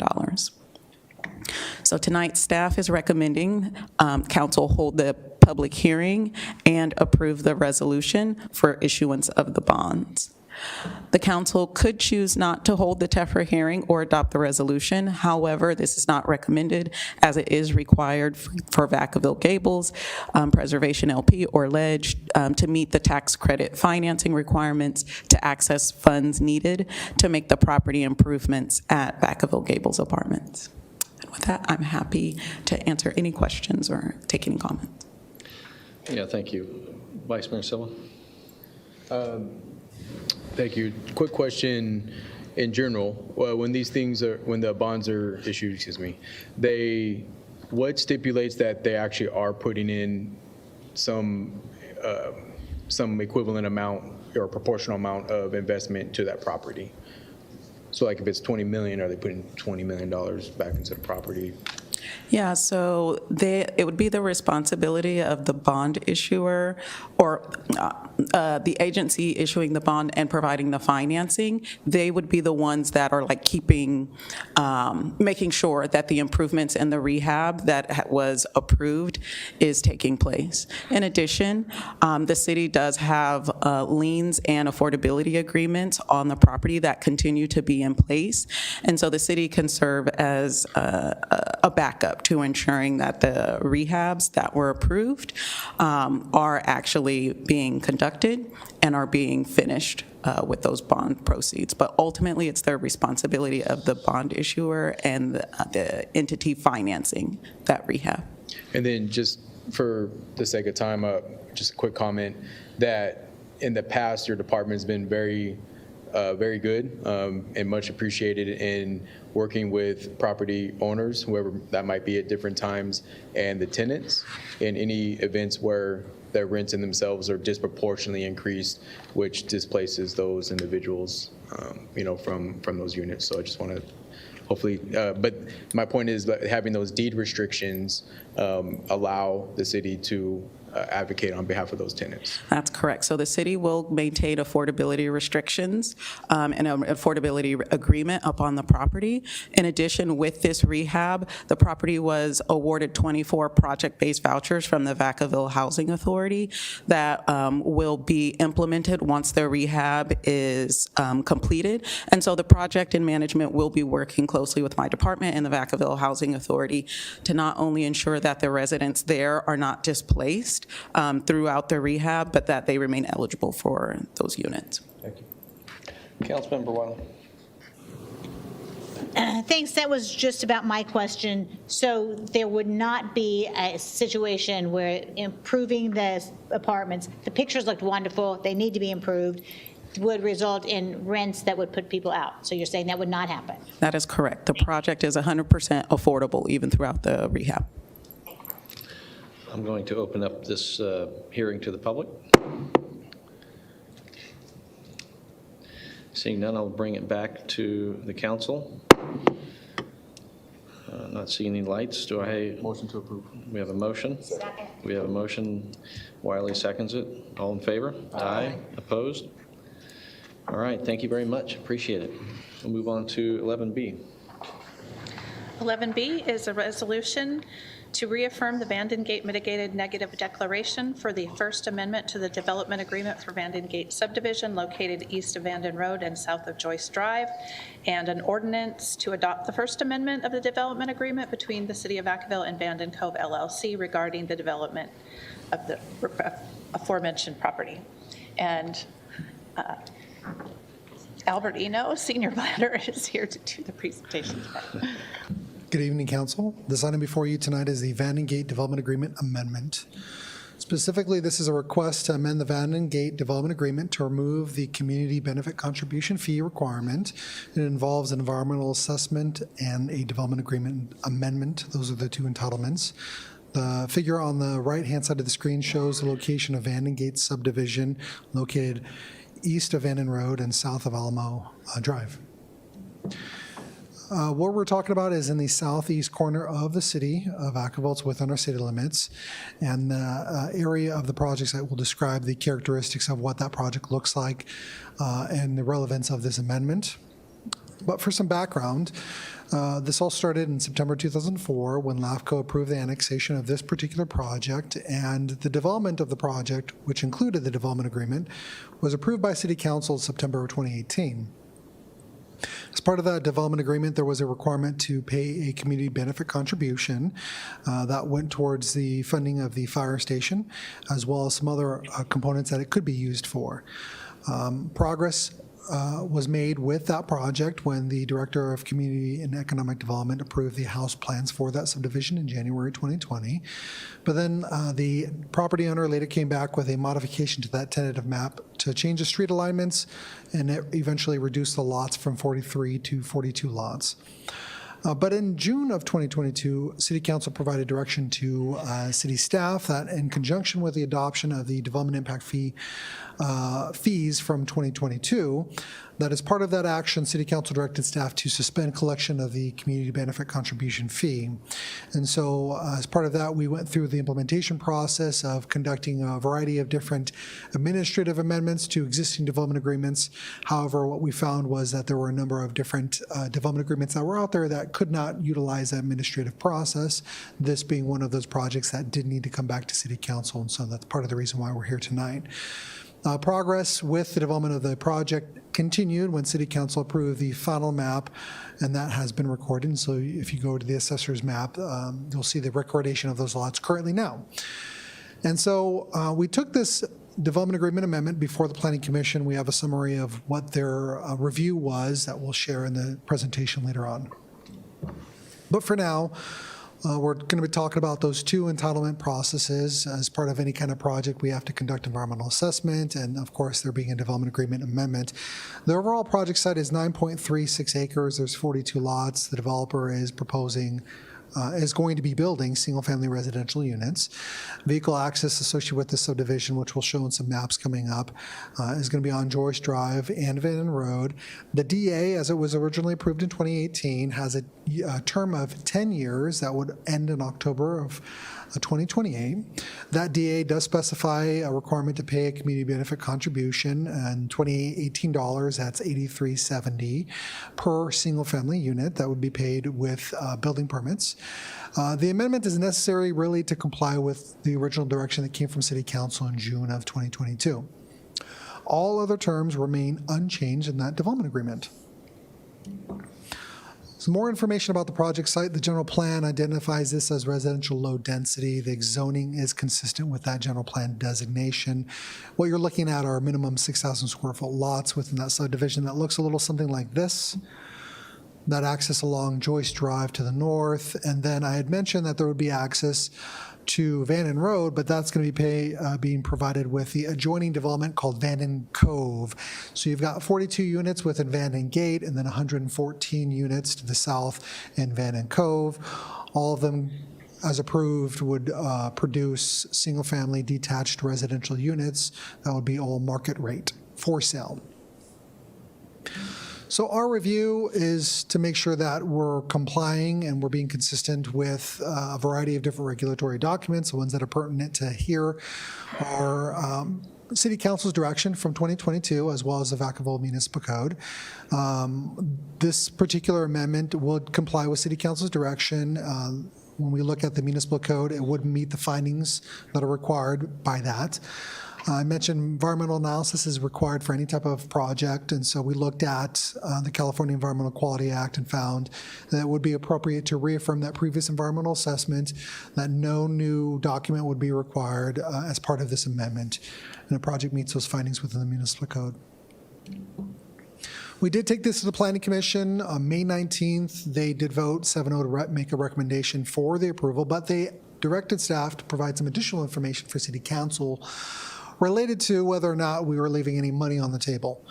And so what we felt was necessary, it's identified in the staff report, we felt it was necessary to identify it on the screen. It's really a comparison between the community benefit contribution fee that was outlined and the development impact fee that was adopted. And so as part of City Council's action with the adoption of the 2022 development impact fee, Council felt that the recuperation of all the actual costs associated with those community benefit contributions, they would be recuperated with this update to the development impact fee.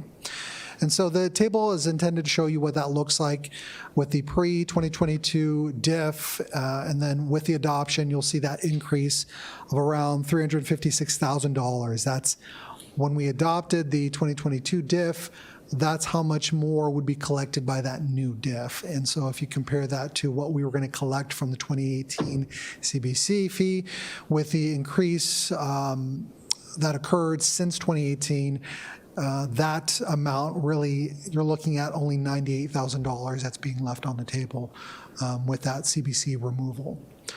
So That information is available to the council as part of this action. Other pertinent information is related to the public outreach. We send out a notice about the public hearing for the Planning Commission on May 6th, held that Planning Commission meeting on May 19th.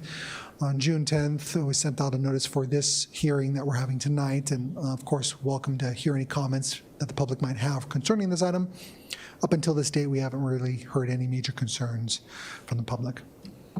In conclusion, staff supports the proposed amendment, meets the required findings, complies with the general plan zoning, development standards, complies with City Council's direction, and all the other terms, this is important, terms and obligations remain in effect in that development agreement. So as part of our recommendation, as well as the Planning Commission's recommendation to adopt the subject resolution and introduce the subject ordinance, and that concludes my presentation. Yeah, thank you for the presentation. All right, looking for questions, Councilmember Wiley. Just quick question, if you go back to slide 10 with the chart, so did we collect the DIF fees and from the post-2022 DIF fees, or is that, because we don't collect those until things are built, correct? Correct. So really, we haven't recouped that. So it doesn't seem like we've lost more than the 98,000 since we haven't collected any of that? Correct. 98 million, 98,000? Correct. We have not collected the CBC fee for this development. They haven't built homes. They're in the process of pulling building permits, but per City Council direction, we've ceased collection of any CBC fees. Right, but since we also have put a hiatus on the DIF fees as well, so those are not going to be, when they are building the houses, We put a hiatus on the 2025 DIF increase. Right. The direction that came from City Council is related to the 2022 DIF fee, which is currently in effect. but they're not paying it because the houses aren't built, so. They will be paying that DIF fee. When they apply for their building permit and they pull their building permit, they'll have to pay all those development impact fees.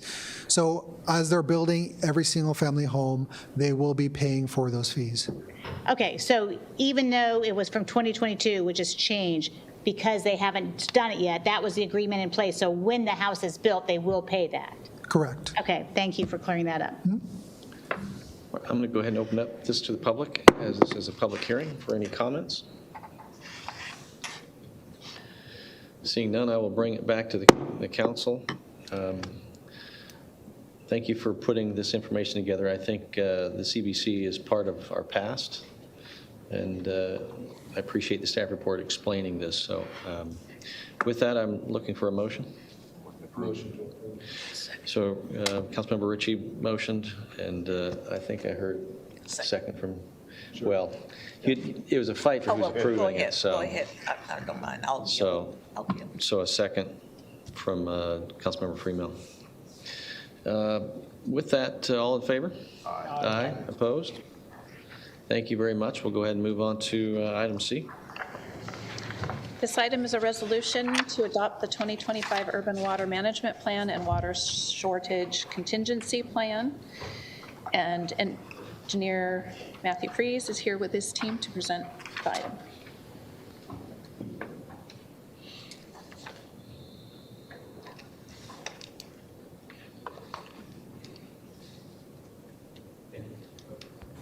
Thank you. Good evening, Mayor, Vice Mayor, City Council members. We are here to present the 2025 update to the Urban Water Management Plan prepared by Aldura, formerly known as MKN, on behalf of the City of Vacaville. My name is Matthew Freeze. I'm the Engineering Manager for Utilities. I'm joined tonight by Tim Hawkins, the Assistant Director of Utilities, and by Cindy Sevilla Esparza, the Project Manager from Aldura. Tonight, Cindy, in a few slides, will walk us through the details, but first, I'm going to share a little bit about the process. So why we are here and the process that brought us to this point. The Urban Water Management Plan is a statutory requirement under the California Water Code. Beyond meeting the legal obligations, the Urban Water Management Plan supports regional, long-range planning and provides a standardized methodology for evaluating the city's water resource needs and availability. The development timeline for the 2025 update was very short. The California Department of Water Resources released the 2025 guidebook in January of this year. Adora quickly completed an administrative draft for the city to review in March, and in April, we notified partnering agencies and posted the plan for public comment. A public hearing ran in the Reporter, and we are here tonight for the public hearing and proposed adoption. Following council approval, the final document will be submitted to DWR by July 1st.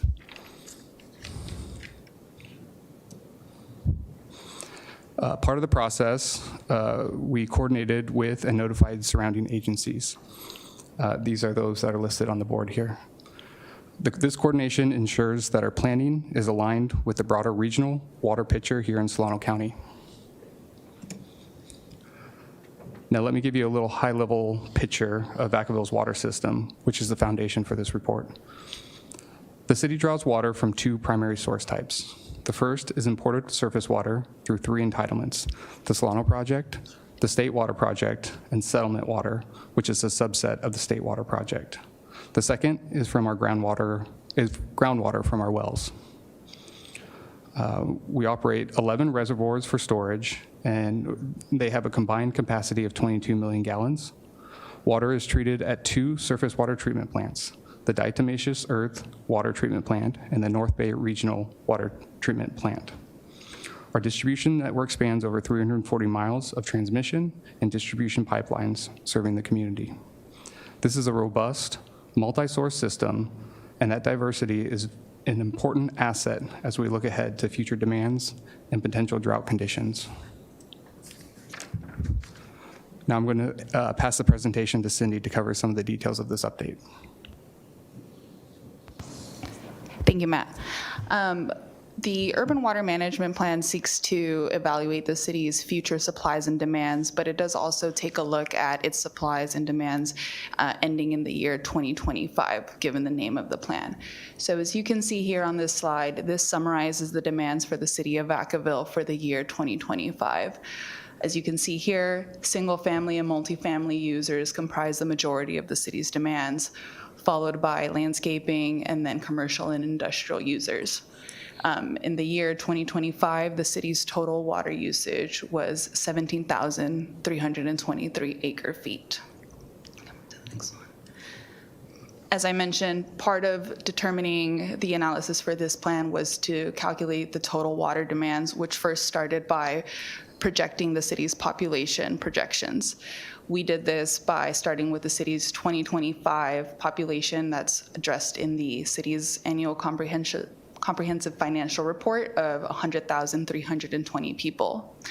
From then, we analyzed the 5-year, 10-year, and 20-year population projection growth and determined the 1.1% of the 10-year projection growth was mostly aligned with the city's other planning documents, and that was applied from 2030 to 2050, which is the range that the Urban Water Management Plan requires purveyors to report for these items.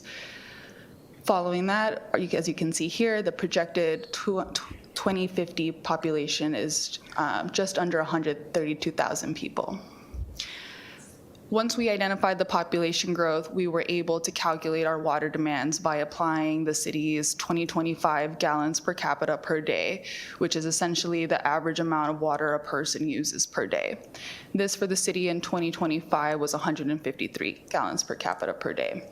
So once we multiplied that with our population projections, we were able to calculate our demands. So as you can see here, in the year 2050, we're looking at about just under 23,000 acre feet of water. And I did want to point onto this slide, back in 2015, this urban water management plan is required to be submitted every 5 years. And in 2015, the state required purveyors to set gallons per capita per goal in order to meet in 2020. The city set this goal at 164 gallons per capita per day, and not only met that goal in 2020, but also met and exceeded that goal here in 2025. So I did want to provide kudos to the city for their water efficiency and their actions to meet that goal and exceed it as well. Once we've calculated the demands, the next step is to determine the city's available water supplies.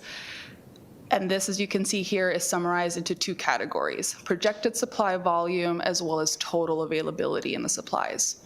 The total availability is what the city is contractually obligated for their entitlements. However, the projected supply volume is more of a realistic average based off of historical conditions. So for example, as Matt mentioned, the city receives water from the State Water Project. The city's entitlement under their contract is just under 9,000 acre-feet per year. However, every year, the Department of Water Resources releases their percentage for their allocation for the purveyors. And in the past 10 years, this allocation has never been the 100%, as totaling almost that 9,000 acre-feet.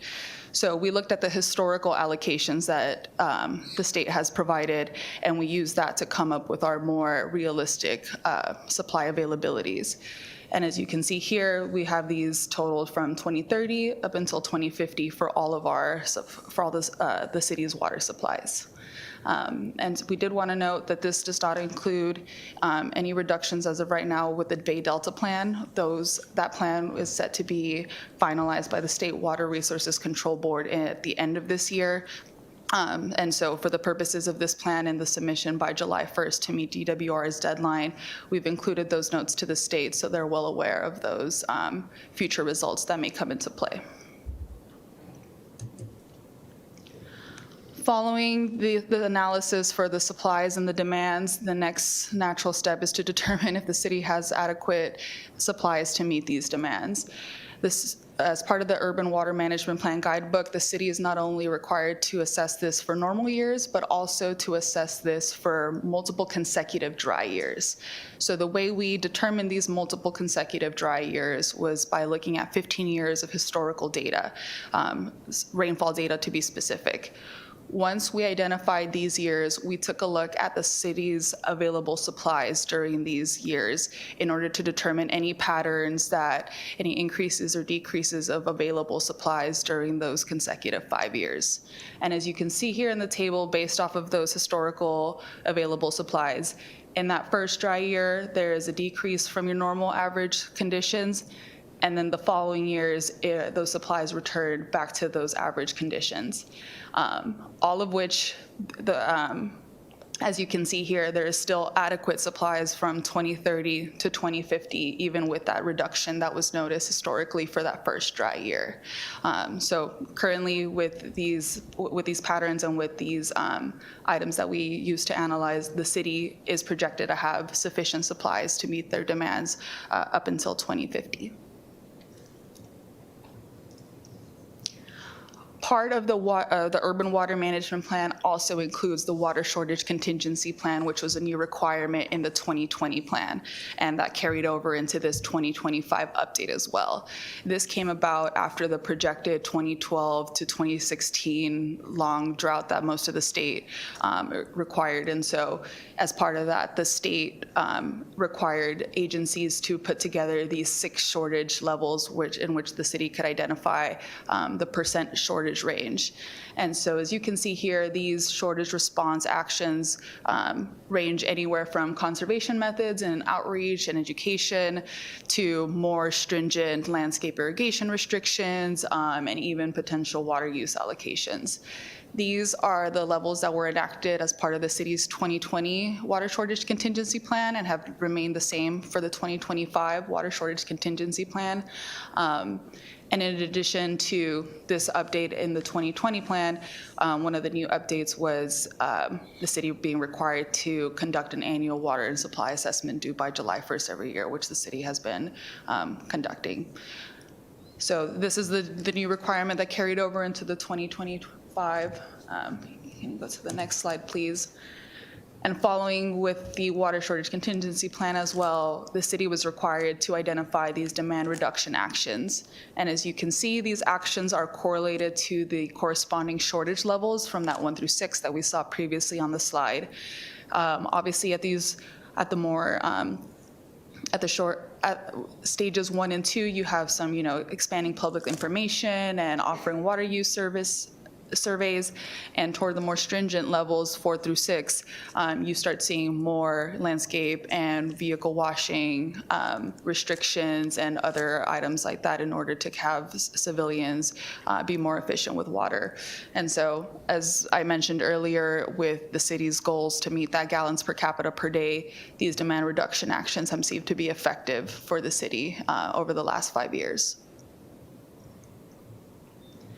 So following the next steps, as Matt mentioned, we're here today to hopefully adopt this urban water management plan and water shortage contingency plan. We will aim to submit this on or before the July 1st deadline through their WUE online portal. After that, DWR takes a couple of months to review the report and all of the tables and supporting data that we provide as well, and they will provide comments, if any. And then at that point, Ardura will work with the city to address these comments. And following that, the water shortage contingency plan and urban water management plan process will be completed until the 2030 update.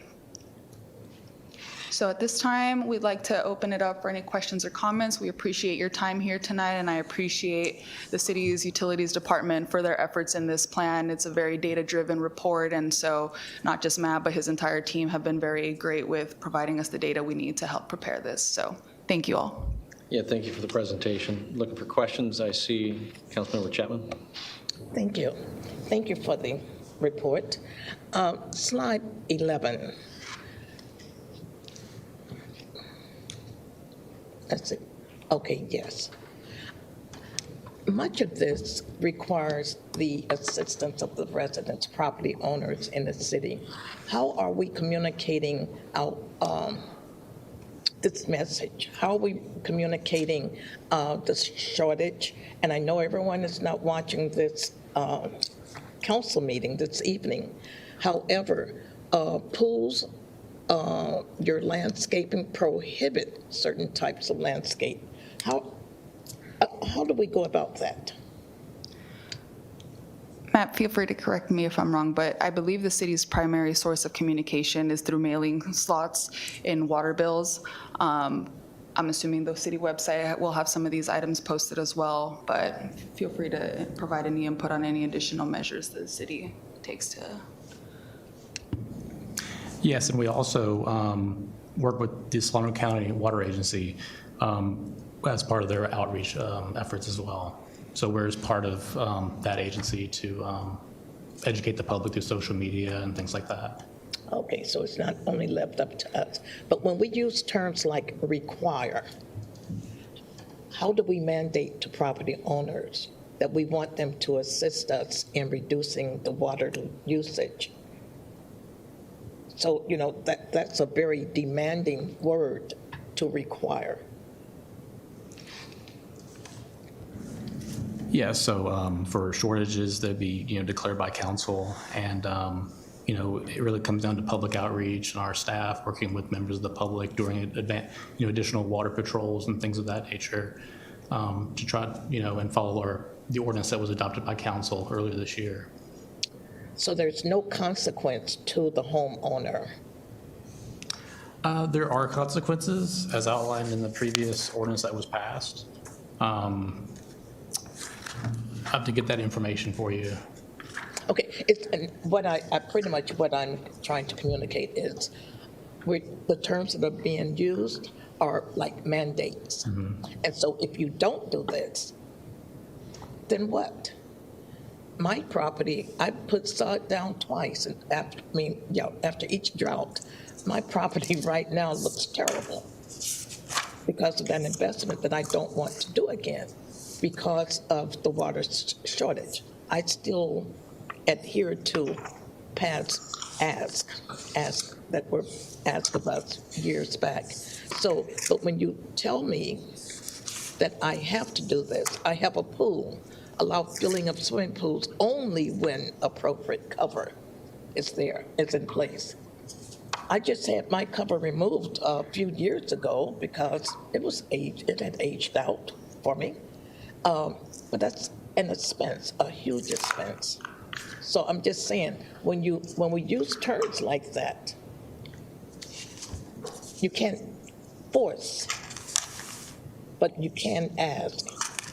So are there incentives to help the residents to, hey, there's really a problem, yet if you work with us, are we giving up anything? Yes, so through the Solano County Water Agency, there are rebates available for residential customers as well as commercial customers. The city covers 50% of that cost. It goes to a committee through SQA.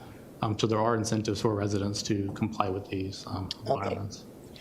So go ahead, you were going to say something. I was just going to say that if there is a water shortage, it would be declared as an emergency or in what level we are at. And if an enforcement program or fine program or something needs to be determined at that time, that can be resolved at that time. Okay. And another incentive that you used in the past, I guess it was an incentive, if you put in low maintenance lawns, then I think it was a couple of $1,000s that you could apply for. Would something like that still be available, and how will we communicate that? Yes, we still pay into the program that provides education and outreach, as well as the, I don't know if it's called Cash for Grass or exactly, but it is that low impact, low water rebates. Yes, and through SQA, rebates for turf replacements as well as rebates for landscape irrigation efficiency. So, we post on social media that these programs are available. If they reach out to our staff, we definitely tell them how to apply for those rebates. And the city's website also has a robust list, not just of the rebates and other programs, but also of the educational efforts that the city of Vacaville is in partnership with to not only promote water education, but also ways to involve the younger, K through 12 grade schools in doing their part in encouraging their parents to be efficient with their water as well. I think that's good information for our residents to have. Thank you. Yeah, thank you. Vice Mayor Silva. Yeah, so kind of along the same lines, so not to reiterate that, but I think, just adding in a lot of public information or education around the different rebate programs, so where people can actually, modify their lawns with the financial incentive to offset that has a greater public good to lowering our water take. I think it's key. Recently completed a water education for elected leaders program, and in Pasadena, they actually had these kits that they would provide for different home, residents. And I remember one of them was like just even a tab that they can put into their toilet bowl to see, or some aspect of that, one of them tanks, to see whether or not it was leaking. So I think be really curious to see if there's any funding or, indirect grants that are out there that can help, keep different residents informed of just mitigating their own water loss, those that are trying to do the right thing. So thank you. Councilmember Wiley. Thanks for the information. Could you go back to slide 6, please? So slide 6 identifies the land uses of the water uses of the high ones, and one of them you mentioned was landscaping. And then I noticed that landscaping is potable water. Where are we with using recycled water in the purple pipe? Because I know it's a big expense to be able to have to do that whole program, but especially in District 6, all the new neighborhoods had the purple pipe, but we're still using potable water. So what do we need to do to use recycled water in irrigation? So recycled water remains a long-term opportunity. However, it does require additional infrastructure. We would need at least 1 to 1.5 miles of pipeline, booster station, storage tank in order to begin utilizing recycled water. We actively look for funding opportunities, and we haven't adopted a recycled water master plan. So we actively look for grants associated with recycled water. However, they've not been available to the city thus far. But it's definitely something that we actively are looking into. All right, because that's a lot of use of water that doesn't, because we pay to get that water potable, and then we have the other tertiary water is ready to use, so we're not utilizing that. So if we can continue to look for sources of funding, would be great. Yeah, thank you very much. I want to open up to the public for any comment in this hearing.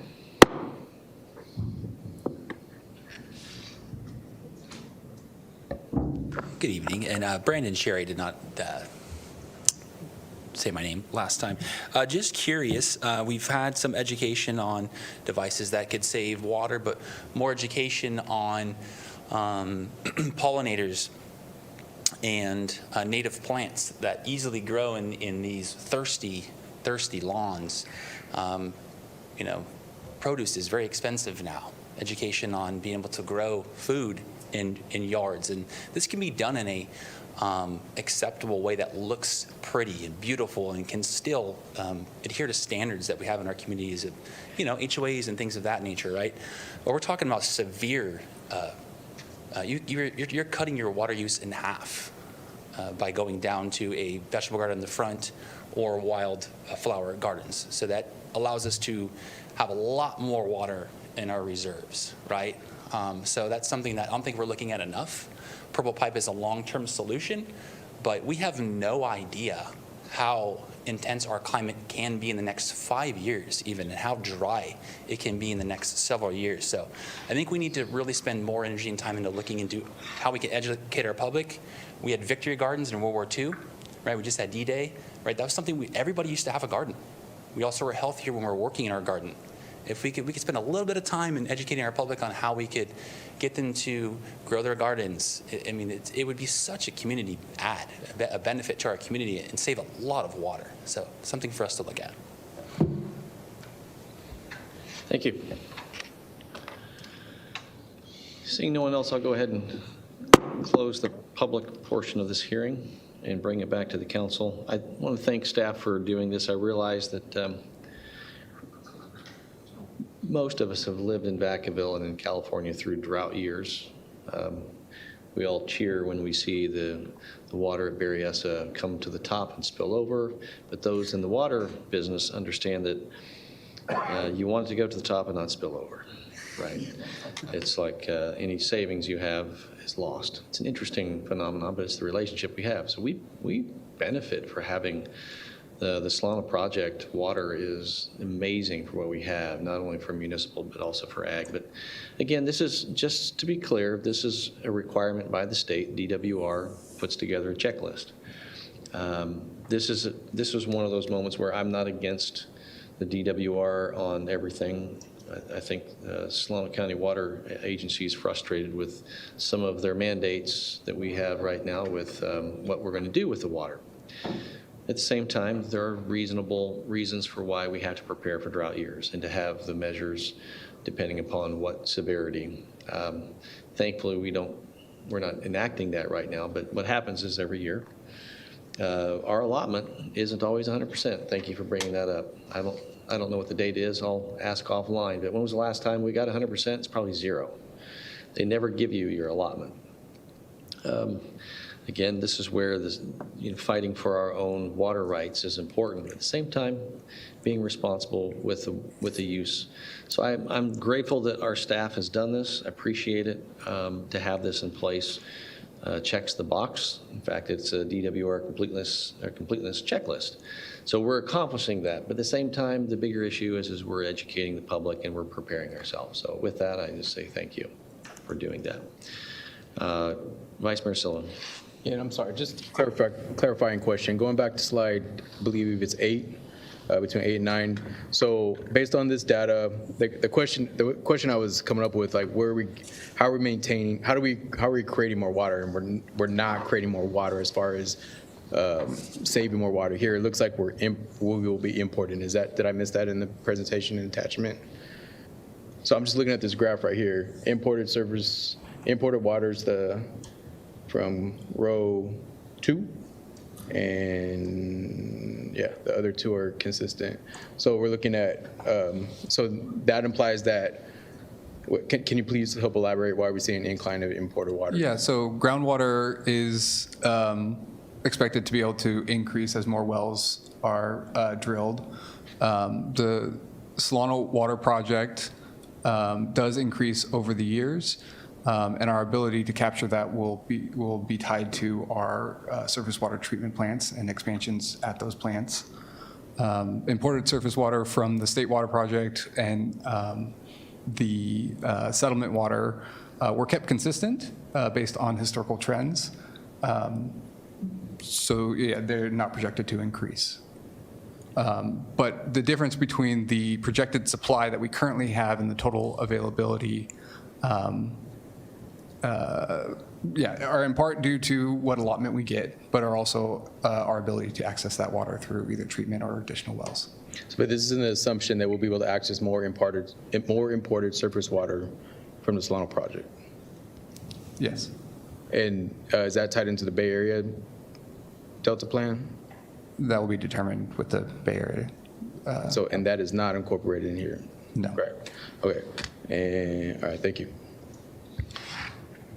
With that, I do appreciate it. And I think for clarification, when we use imported, what we're meaning is it's not coming from the ground beneath us.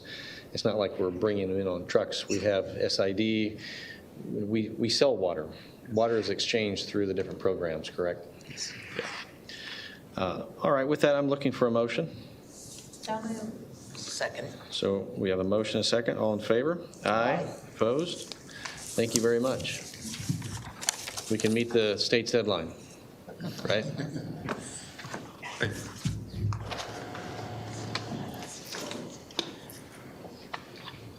Move on to item D. Item 11D is consideration of submitting to the voters of the City of Vacaville at the November general municipal election a measure establishing an additional 1-cent sales tax and a resolution requesting election services of the Solano County Registrar of Voters, directing the city attorney to prepare an impartial analysis and setting rules for written arguments for the measure. And Assistant City Manager Georgianne Megger-Smith will be the presentation. Great, thanks, Michelle. Good evening, Mayor, Vice Mayor, and council members. Tonight's presentation summarizes the city's response to a structural general fund deficit. Over the past several years, council's received updates on the city's financial outlook, approved cost-saving measures, reviewed community feedback, and directed public education regarding the choices facing Vacaville. We're returning tonight with the final step in that process, consideration of whether a locally controlled funding measure should be placed before Vacaville voters in November. This slide illustrates where general fund dollars are spent, and it's one we've been sharing at our community meetings. Approximately 2/3 of the general fund supports police, fire, and emergency response services. The remainder funds public works, parks and recreation, and administrative services functions required to deliver city services. Understanding this allocation is important because when the general fund revenues do not keep pace with expenditures, the city's largest service areas inevitably become part of the discussion. The key issue is not a single difficult budget year. The challenge before us is structural, meaning ongoing expenditures are projected to outpace ongoing revenues. The city is currently projecting an approximately $11 million structural general fund deficit in the upcoming fiscal year. While reserves can help bridge short-term gaps, they are not a permanent solution to an ongoing imbalance. Without additional recurring revenue, continued and additional reductions or service adjustments would eventually be required. Before considering any revenue measure, the city first looked inward. We didn't go straight to looking at taxes. Council approved approximately $9.2 million in cost-saving actions across the organization. These actions included expenditure reductions, deferred spending, operational efficiencies, and use of available one-time resources. Those measures significantly reduced the projected deficit, but they did not eliminate the underlying structural imbalance. Without additional ongoing revenue, the city may need to evaluate further reductions in the very services our residents rely on most. At the April 14th council meeting, staff presented examples of what 5% cuts across departments would look like. Staff evaluated multiple revenue options available under California law. After reviewing those options, the local transaction and use tax or sales tax emerged as the revenue option capable of generating the most significant locally controlled revenue. Vacaville currently has the lowest sales tax rate in Solano County. A 1-cent increase would place Vacaville, in the range of our neighboring jurisdictions while generating approximately $28 million annually. This process has unfolded over the last 10 months and has included council direction, professional voter research, public information efforts, and follow-up tracking research. At each stage, councils review the information and provided direction to staff before moving to the next step. Choosing a Path was developed to provide factual information regarding the city's fiscal condition and available options.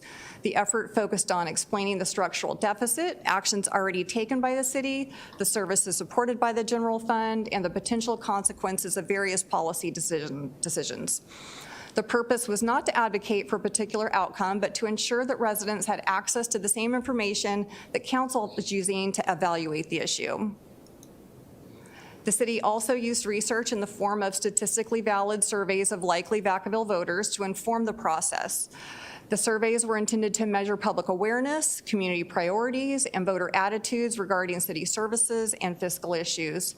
The February survey helped establish a baseline of voter views about city services, local government, and the proposed 1-cent sales tax.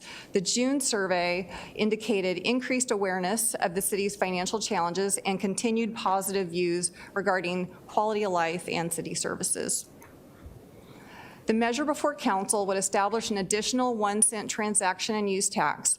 It is projected to generate approximately $28 million annually. As a local transaction and use tax, revenues would remain under the authority of the city and could not be reallocated by the state. City council would maintain local control and set the priorities. The measure also includes a Citizens Oversight Committee, annual independent audits, and public reporting. It would continue until ended by voters. The proposed Measure V ballot question is shown on the screen.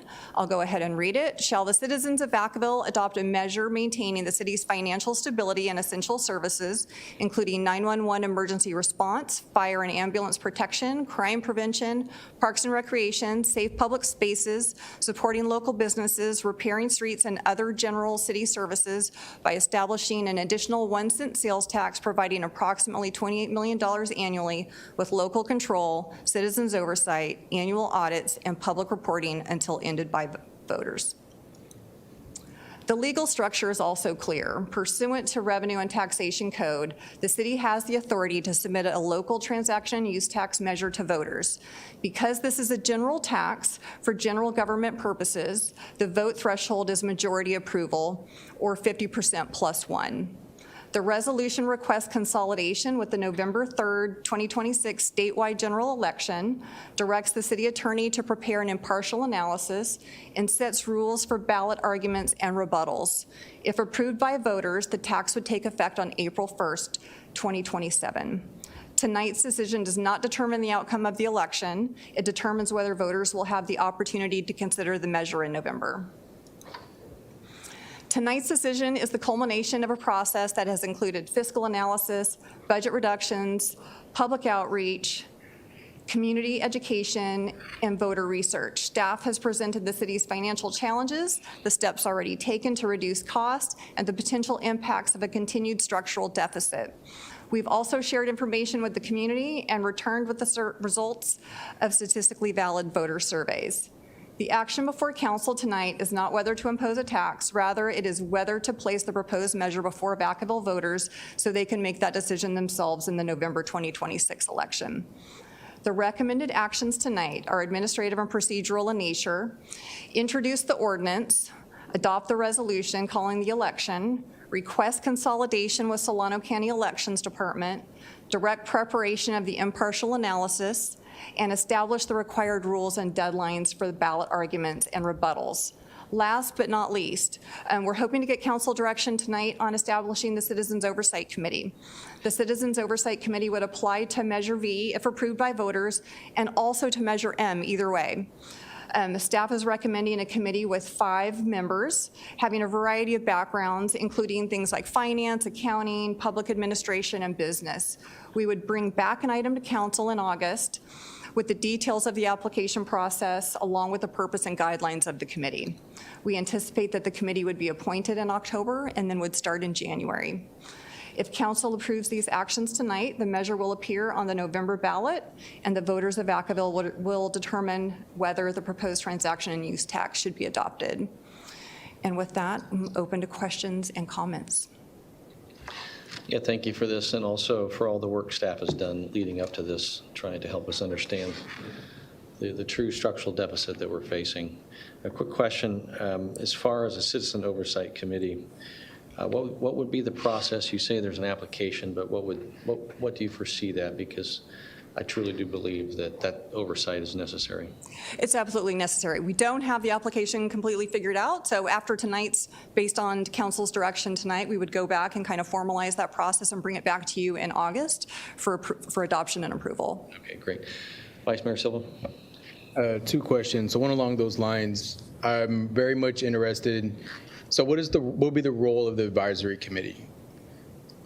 Oversight. It's an oversight committee, and so we would be meeting with them on a quarterly basis with the city manager and finance director and finance staff, really sitting down, looking at expenditure and revenue records related to the measure, ensuring that the oversight committee would be looking to make sure that we're spending the money as is stated in the ballot measure itself.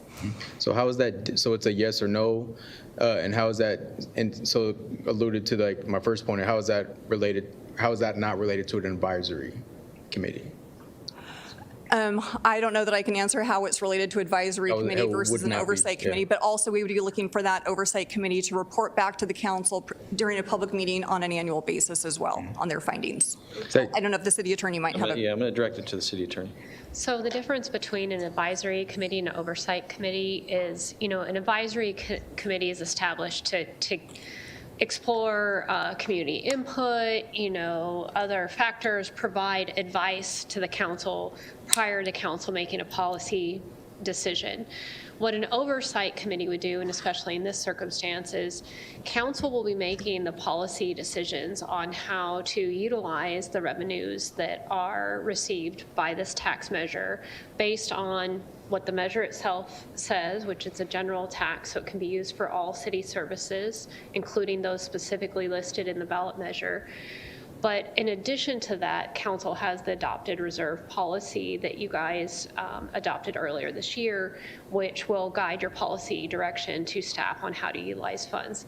What an oversight committee will do, after the policy direction is given by the city council, the funds have been applied according to those policy directions, they will get the information from the city manager, the finance department about all expenditures, how they've been done. They will do an independent review to ensure that the funds have been spent in the way that the council has directed them to be spent. And then they will come independently to provide their feedback and report to the council, confirming that based on their oversight of what staff has done based on the council's direction is in compliance with how the council has determined these funds will be spent. So thank you for clarifying the legal terms and application. So in there, so I guess like so one of the things that's come up since me being on council was this big, and it continues to this day on this council, of how and where we allocate funding to. And so in that, what all that's done is created a large amount of mistrust that in itself, if we find ourselves in the situation of, okay, is it worth me allocating more funds to, can I trust my council to advocate on my best behalf? And the question, who is my, or who are we advocating on? And I'm sure we can argue, hey, we look out for everybody directly and indirectly, and I would argue that as well. But as far as that, so within this oversight committee, part of my mindset is like, how do we make sure that, and forgive me, but how do we have more diverse representation from of how our community is evaluating that, so we can maintain the trust, so we don't continue this cycle of where you have this fraction within our community of where, hey, money's only going there or money's only going over there, when in reality it's been going to all these different departments over these past several years. And and I still find myself in conversations about how we haven't put money to XYZ when in fact we have. And so I mean, so I guess I'm pretty sure the answer to, or what I'm alluding to, is it's really going to be up to council of of how we want to structure and who we have on these oversight committees, or it's up to the public to use their power as citizens or just as residents to be able to advocate with whomever's on that council at any given time. So I can answer some of that. So again, as our city attorney mentioned, the oversight committee application process will be brought to the council. They will become part of our ongoing, how we adopt any other commission or appointments in the January process. So this first time, the committee would be for 13 months because we would bring something to you in August. By the time we complete the process, we'll have the committee in place by October. So they will continue for the first 13 months, and then again, it will be going through the regular commission appointment sort of process. But on parallel side, as a city attorney mentioned, they can be a diverse group with a specific background, so they understand a little bit about public service, public administration, a little bit around finance background. But again, the criteria would be defined by the council. When it comes to the expenditures, in that scenario, council will be making that decision. So hypothetically, if this Measure V passes and we have $28 million, our deficit is about 11 to 12 million. So the first 12 million will have to go to cover the deficit. Then the remaining 16 million that's remaining, according to our general fund policy that council adopted in April, 35% will go towards infrastructure, 30% will go towards community programs and services, 20% towards internal service fund, and 15% towards unfunded liability. So let's take example of infrastructure. So whatever that surplus is, the $16 million, the 35% of that is what, 4.8 million. So the council will decide which projects that 4.8 million is allocated to, and the oversight committee will make sure that staff actually spend the money to the projects that the council approved. Does that make sense? Yes. Can council change that distribution? So that pie chart that you're referring to, council can change at any time. So even that's not set. So I guess my point to that, it's still important that if our community is concerned about how their elected representative are allocating money, they have to stay diligent and be engaged with their elected representative body to ensure that funding is allocated on where they see fit for the community. So one point of clarification, when we adopted this policy, we had gone through a lot of community outreach. We had done surveys, focus groups, people actually rated where they wanted this allocation to be. And then we did the similar exercise with the city council during the goals and priorities strategic planning sessions. And council and community were literally off by 1%. Communities infrastructure was 34% and council was 35%. So that's how we came up with these percentages. According to the policy, we have to revise our general fund reserve policy every 2 years. And if there's a desire, we can go through a similar process every 2 years with the community engagement and the council engagement to see if we are on line with the priorities the way they are defined. And okay, you answered that question. So my other question is, as part of, I have had 3 conversations this morning about things related to this and directly to the sales tax proposal. One of the things that keeps coming up about is where it's going to be allocated.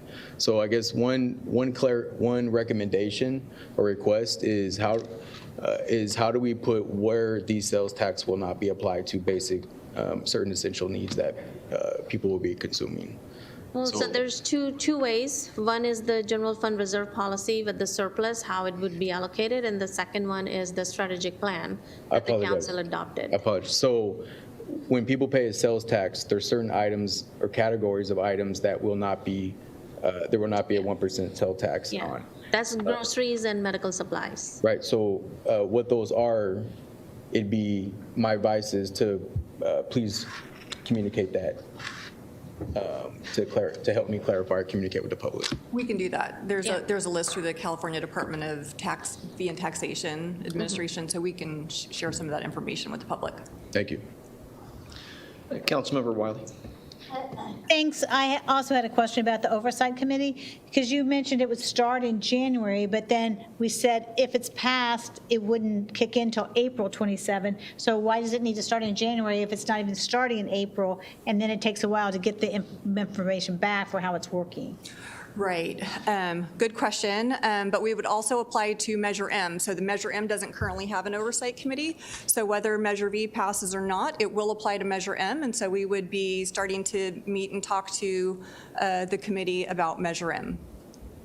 And that was my other question. So Measure M will have it regardless of whether or not this passes? Exactly. Thank you.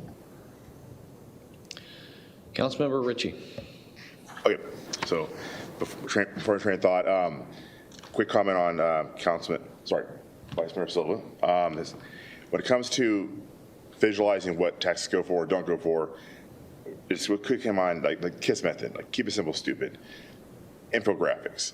If we make it too hard, it's good. Like, it has to be so blatantly easy people understand. Picture of an apple, not tax. Picture of this, tax. The easier it is, I mean, bring it down to 4th grade level. Keep it simple. I think that people really get it. I mean, now that was just off of his comment, but I'm an absolute proponent. I've been. I don't waste your time. Please put me on a timer. 3 minutes. I'll be done. I'm a proponent. This is not to me. I hate to call it tax. It's revenue. I've used the metaphor as holding the sand in your hand. This is revenue. This is how we survive and thrive. To me, this ballot measure is a confirmation of what do we want in Vacaville? Like, what Vacaville do we see? Like, what level of service, what quality of life do we expect? Are we willing to contribute? I had a conversation earlier today about solving homelessness. Why don't we turn this NAT to a 200-person bed? Why don't we reopen Napa? I'm like, well, it costs money. Do you want to pay more in taxes? No. So everyone wants something, but they don't want to contribute. So it costs. The level of service, quality of life, it costs. And in order to function, nothing's free. Like, this will be able to create revenue. What do we want in Vacaville? Like, what level of service? That's the question we have to ask ourselves. Like, when you walk outside, are you happy with what you have? Do you want more or less? If you just keep it very simple, I think Vacaville really understand. We have an amazing city. We have made the choice to live here. I just had a conversation with someone earlier today about my own family's choice. My father was all over the country, many bases. When he landed here in '72 after Vietnam, he did everything he could to get stationed here and stay here. He made a choice to stay in this community because it was an amazing place that he wanted to have kids. I mean, we make a choice coming to Vacaville, and it's been a choice people want to do, and that really got to me. It's like, that's the why.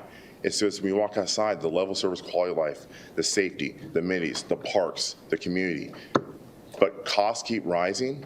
In order to keep that, we have to keep up. I mean, I'm not using a Motorola phone or Aquanet. Like, the 80s are gone. We got to step up and come into reality. So I am just an avid proponent. I think we have a negative connotation. I don't think we're going to ever hit 28 million. You keep saying 1 cent. I think it's 1%. 1% Oh, yeah. of $1 is. Well, when I say I almost have a heart attack, it's 1%. Okay, but because 1 cent would not get it done. But we're going to see a reduction. America is going to. We're going to break. We're going to see a reduction. People are going to start spending less. Every person will start spending. Inflation is wearing down America. So we think we're going to get 28 million. We will not get 28 million. We'll see a reduction in spending, maybe 3 to 5%. We might end up at 21 million, 24 million. If we do not do this, it would be like putting a dragster on a strip. You go straight off the cliff. Like, we need to create more revenue, or all we're doing is exacerbate the problem. Like, we have to step up and kind of really capture what we want. And this revenue and this bond is going to do it. Sorry, measure. Yeah, thank you. I'm going to go ahead and open this up to the public for any comments or input.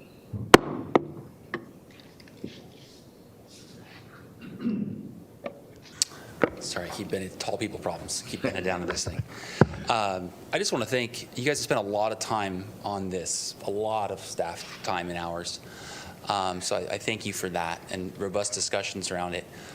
I just want to challenge us to: are we looking inward enough? Like, have we hired or considered hiring an independent audit of departments to operate leaner? Like, we want to build a city that can continue to run and be fiscally responsible for our children. That's why we're here, right? Are we looking hard, like inward enough in making decisions that are really going to benefit us, positively? Like, you had brought up your point that we're the lowest city, we are the lowest tax rate of the county. I don't know if that's the best argument to go on. I think those cities could do a lot better financially and look inward and cut a lot of fat. And I think we can too. And have we thoroughly done that? We have interdepartment buildings that are not, the public does not understand how that works. Can those be done more efficiently to capture a lot more revenue, right? So I think the immediate solution is to have revenue and use that to operate on, but why not, again, I'd love to hear the Oversight Committee is still going to move forward with Measure M because we need a lot more oversight, but the public doesn't understand how this works. They're not here. They're engaged on social media, but they're not engaged here. I would like to see more apples to apples charts to explain things like they don't understand that groceries aren't taxed on this, but an oil change is, right? So those things would really help public understanding and create some clarity, but I would like us to look inward more. Can we, thank you, City Manager, for making those cuts that you have and seeing where areas are, duplicated and where we can make cuts, but I think we can do more. I really do. I think we can operate a lot better within the means and not saying, well, everyone else is raising city, taxes around us, so we should too, right? But we should continue to look inward and see how we can really, really reduce costs now and have revenue. So fix the issues, fix the bleeding, fix where, we have inefficiencies now. How we consider an independent audit. Those are not free. Right? But will that benefit us in the long run to make sure we're on the right trajectory to not just because Measure M sunsets in 12 years? Have we factored in, is this going to generate that offset to continue, or are we going to be here in 10 years doing this again? Because we haven't really addressed the issues that we have fiscally. We have unfunded liabilities. It's a different conversation. It's structured differently. We can't just cut off CalPERS, but there are inefficiencies we can work on. I truly believe we can look inward more now and have I'm just like, why do we not had oversight 10 years ago? Independent oversight, and get the community more involved. I think it's super important. So thank you for your work on that. Just some thoughts I wanted to share. Thank you. Thank you.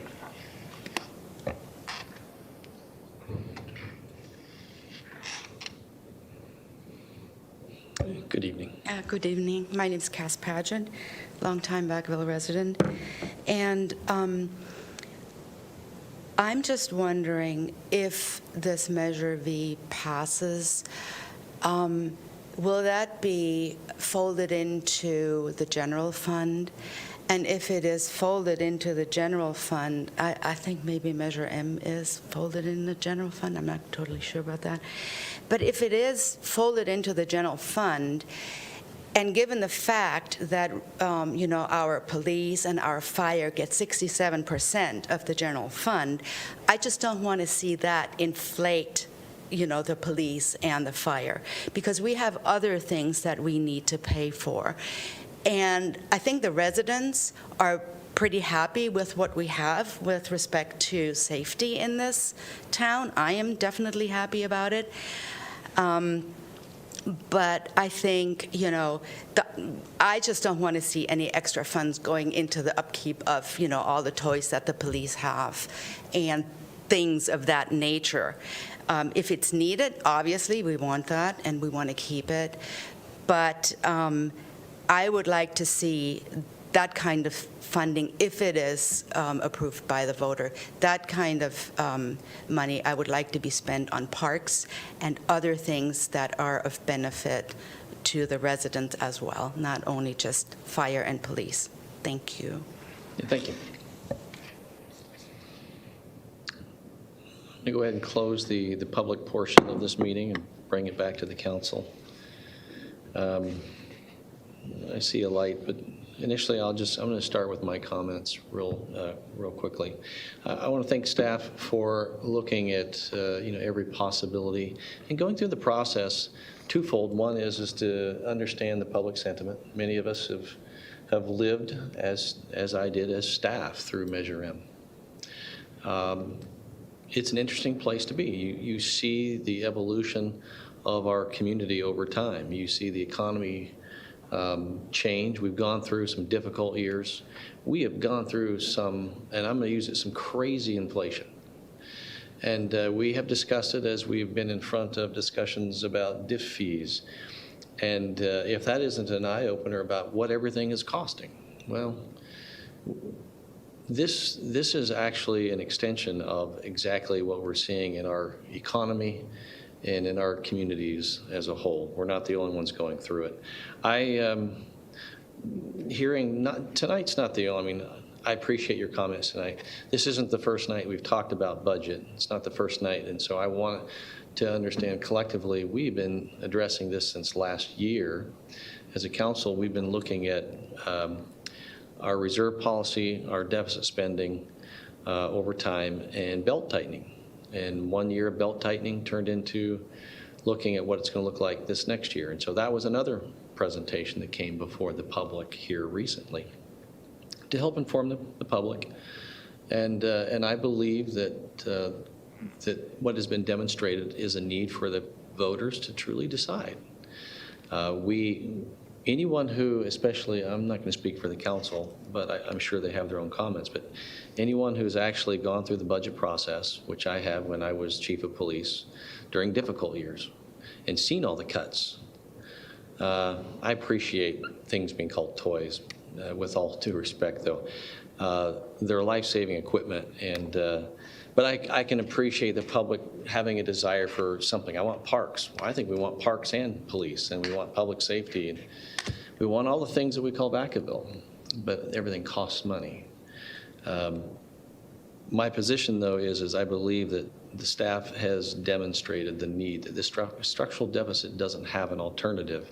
And so for me, it's up to the voters to clearly have a choice to decide what future Vacaville wants. And so, Councilmember Stockton. Yes, thank you.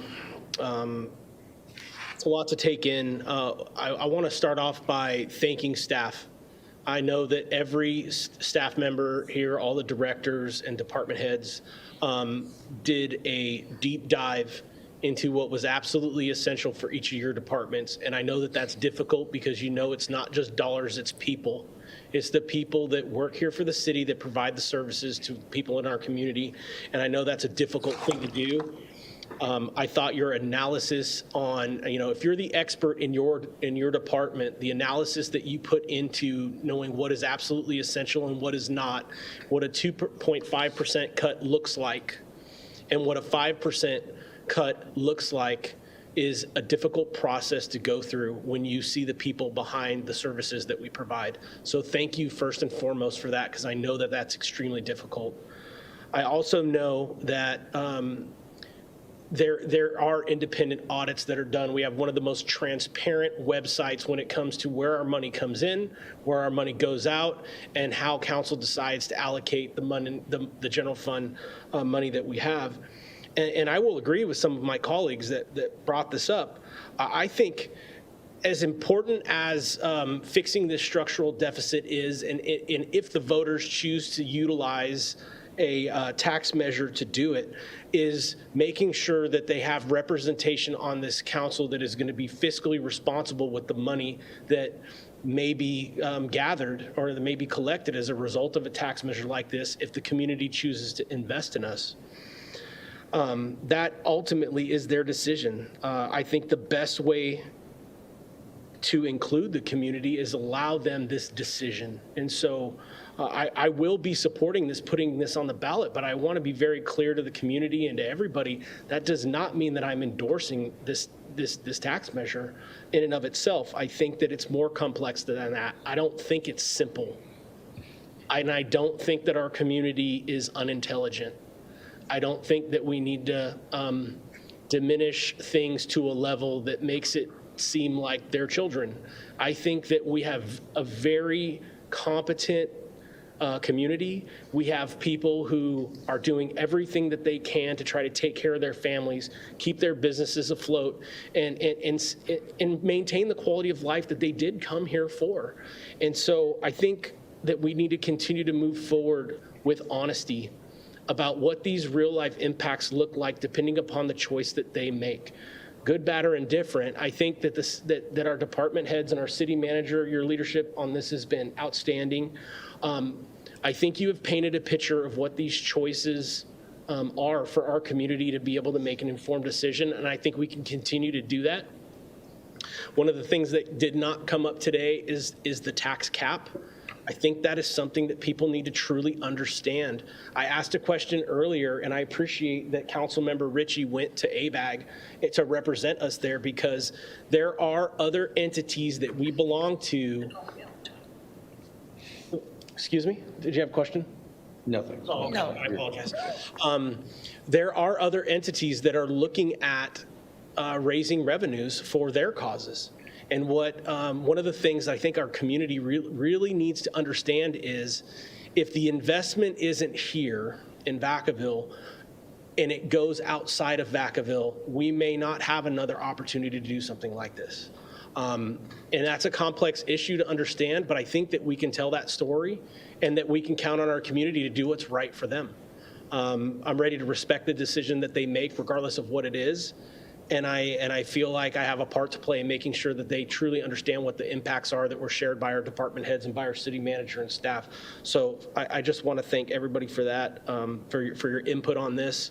And like I said, I will be supporting putting this on the ballot and giving them the opportunity to weigh in on whether or not this is the choice that they want to make for Vacaville.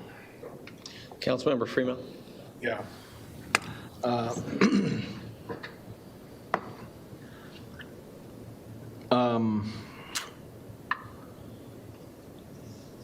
We need tools, and that's what money comes down to. Money comes down to tools that we need to run all of our agencies.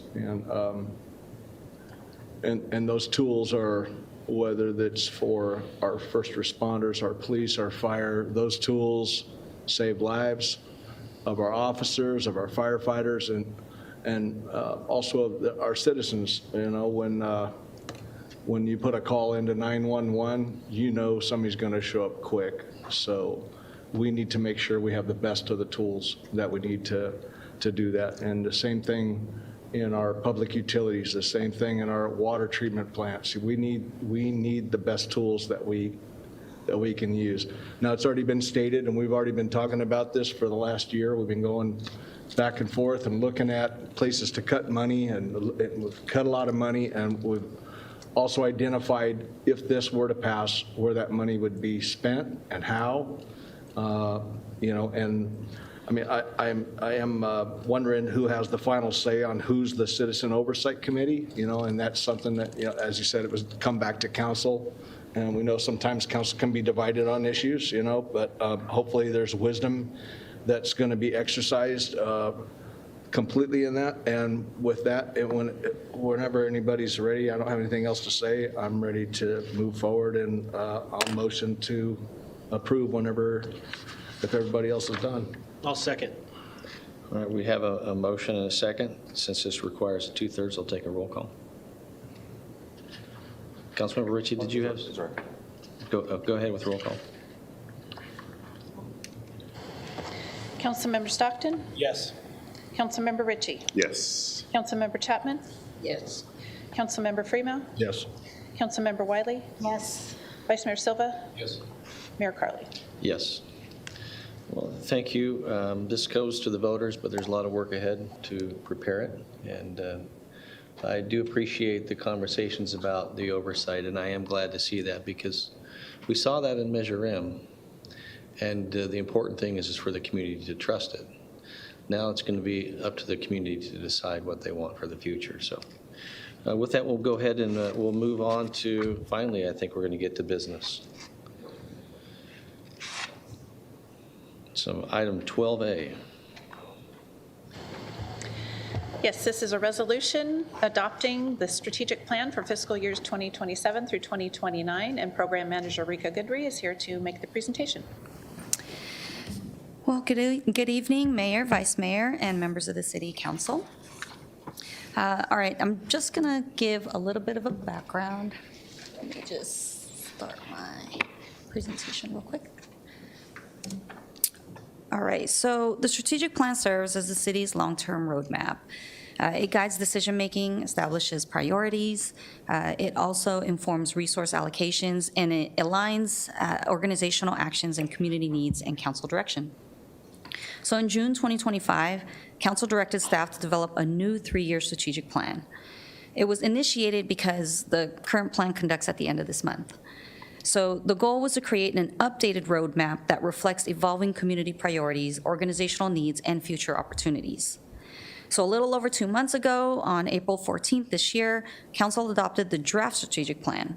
It was developed through an extensive engagement process, gathering input from residents, community organizations, businesses, city staff, and other key stakeholders. So a key priority throughout the planning process was ensuring broad and meaningful participation. As previously mentioned, the engagement efforts included the city council, community members, senior leadership team, and staff from departments across the organization. So the community engagement generated significant interest and participation, where it received more than 1,000 responses. To maximize the number of participants and to gather these diverse perspectives, feedback was collected through a variety of engagement methods. These include interviews, focus groups, workshops, and public meetings.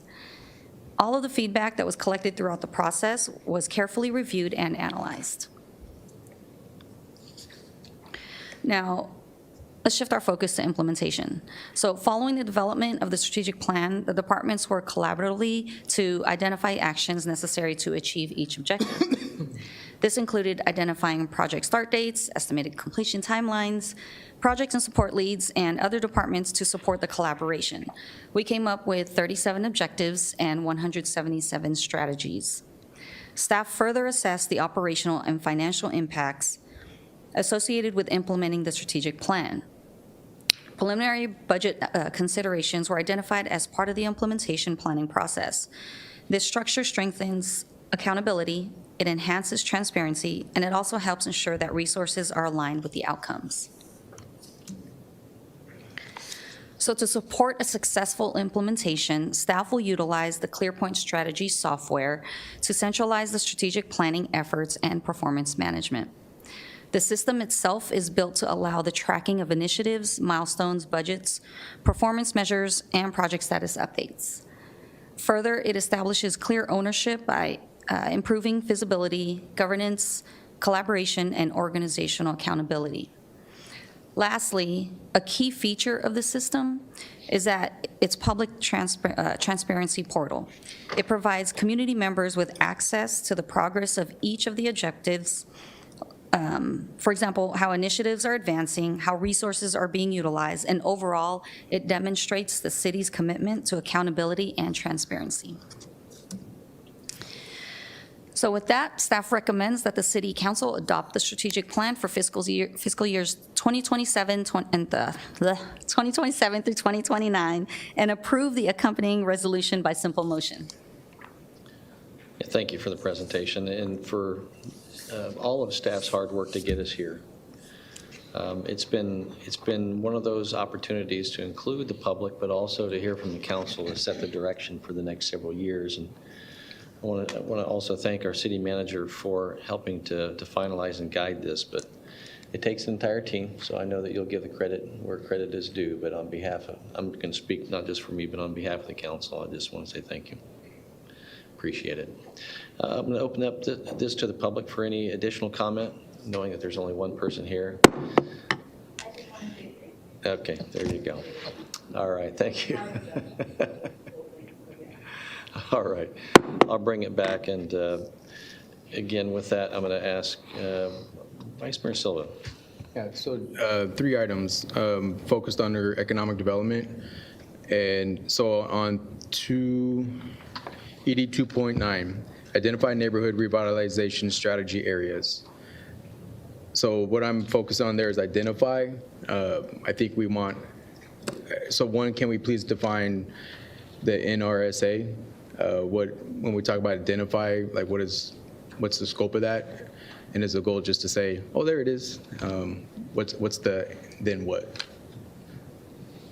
And I ask that because I feel it's, when we take actionable, when we use different adjectives as far as actionable items, that's a particular area that again, I strongly feel from feedback from the community is how do we support different endeavors that in themselves are trying to generate and support themselves. Can you please repeat the strategy number? Sure, yeah. So page 16 of the report, ED 2.9 is the last item listed in that particular category. It specifies identify neighborhood revitalization strategy areas, abbreviated as NRSAs. I would like to invite our Community and Economic Development Director, because this is, I believe, part of our general plan as well. Or Tamara?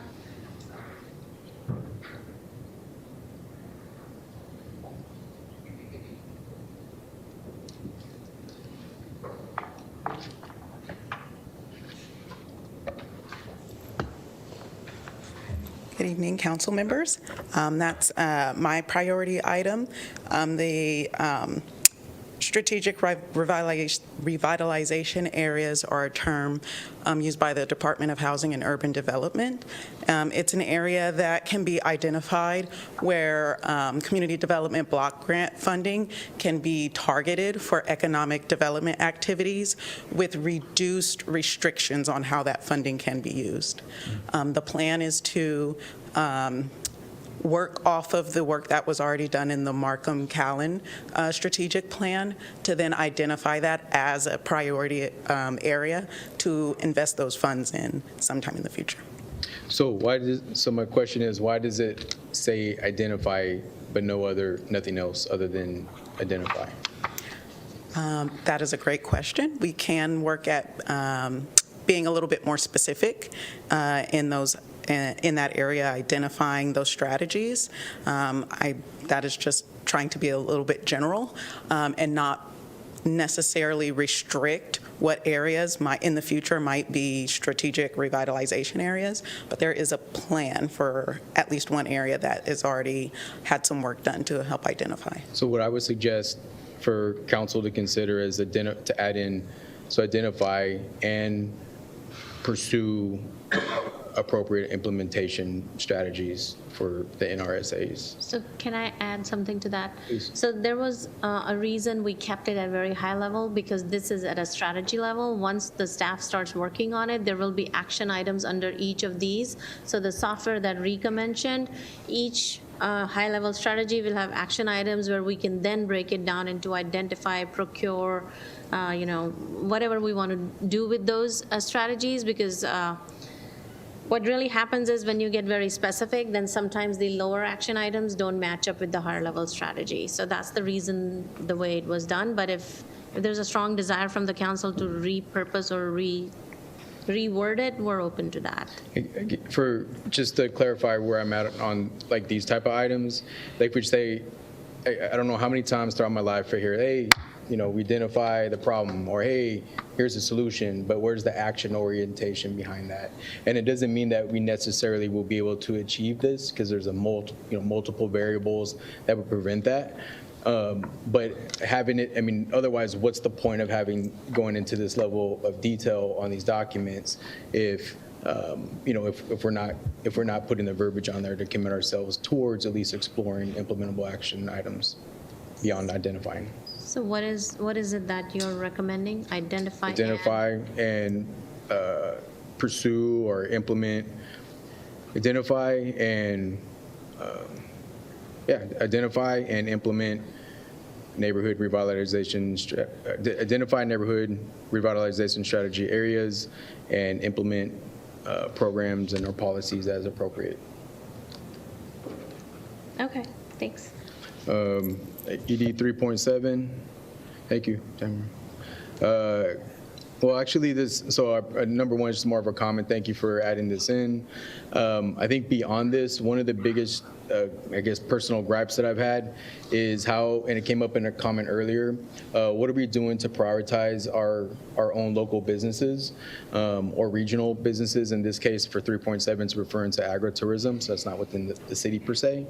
But I think the more that we look at how we can reinvest our own funds back internally, the more important that is. In fact, Councilmember Stockton mentioned a comment before about, as far as at least allowing, or at least looking at ways that we can support, dealerships and whatnot with certain contracts and whatnot. All in for that type of concept, as it continues to make sense. And I think from what I hear from the public, that's another important component there. How do we make sure that the tax funds that we have is reinvested back into our local economy? So I'm not sure how, if that's something that Yeah, needs to be I can put answer here. that. All right. So for the procurement policy, we do have a local vendor preference, but right now, the way our policy says, it's only for goods. So as we review our procurement policy, we would be expanding that local vendor preference to maybe goods and services. So that's one way we would address it. And procurement policy will be one of these strategies that we would be working on in the next fiscal year. And then our Community and Economic Development Department is also working on an economic development strategic plan. So some of those items would be sub-items under that. So those are the two areas where we would include the local preference. And then, so extending off of that, one of the things, just to get it off here, is with ARPA funds, when we had those, we allocated that to a concept called Shop Vacaville. So it's a software, I don't know if that's still being supported. That was with a partnership with Vacaville Chamber of Commerce. But maybe there's, opportunities like that some of our partners can spearhead to support local businesses. And the last item I wanted to bring attention to is ED 4.1. So it states, explore public-private partnership opportunities to advance renewable energy solutions that improve electrical infrastructure reliability and support business attraction and economic growth. So all for that.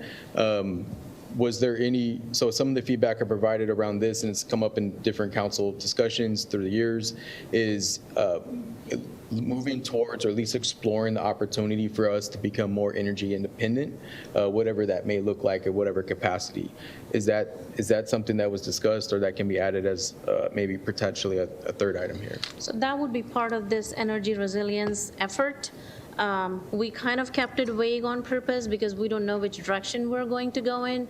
We are already evaluating CCAs, which is like a community choice aggregate, which will make us an independent purchaser of the energy, but we don't know where to start on this right now. Right. So we just want to keep it vague where we have options available to ourselves, and then as we develop those action items, then we can start addressing those as we work towards these projects. I do want to clarify one thing. The way this strategic plan is done is not necessarily like some of these have CIP projects. It's not necessary that everything in this plan would be done in 3 years. It may be a major portion of a particular project might be done. For example, in year 2, it talks about upgrading like 4 or 5 fire stations, facilities. We may not even have funding to do that in year 2, depending on how our fiscal deficit situation continues. But if we have the funding, those projects may not all happen in 1 year. We may do like a design phase, and they will continue into year 3 to be completed. So that's how this is structured, and that's the reason we kept it at high level. So in that, it would also include exploring not just partnerships, but yes, any ability for us to become more energy Independent. resilient, Yes. aka independent. Thank you. Appreciate it. Yeah, I appreciate the questions and comments. Yeah, I appreciate that these are high level, because that's what this is really geared to do. So it gives us the ability to explore in various opportunities as a strategic plan as a city. So with that, I wanted to say thank you, and I'm looking for a motion. A second. We have a motion, and a second. All in favor? Aye. Opposed? Thank you. Now we have a roadmap as a city. Thank you. Next, let's see if we can adopt a budget. Yeah, thank you. We'll move on to item 12B. Yes, our final item tonight is resolutions of the City Council and successor agency to the former redevelopment agency adopting the fiscal year 26-27 budget, the CIP budget, and approving the current pay schedule per Government Code 20636. And our budget team is here with you tonight. Finance Director Ken Matsumiya, Assistant Finance Director Shelby Millerin, and Budget Manager John Collette.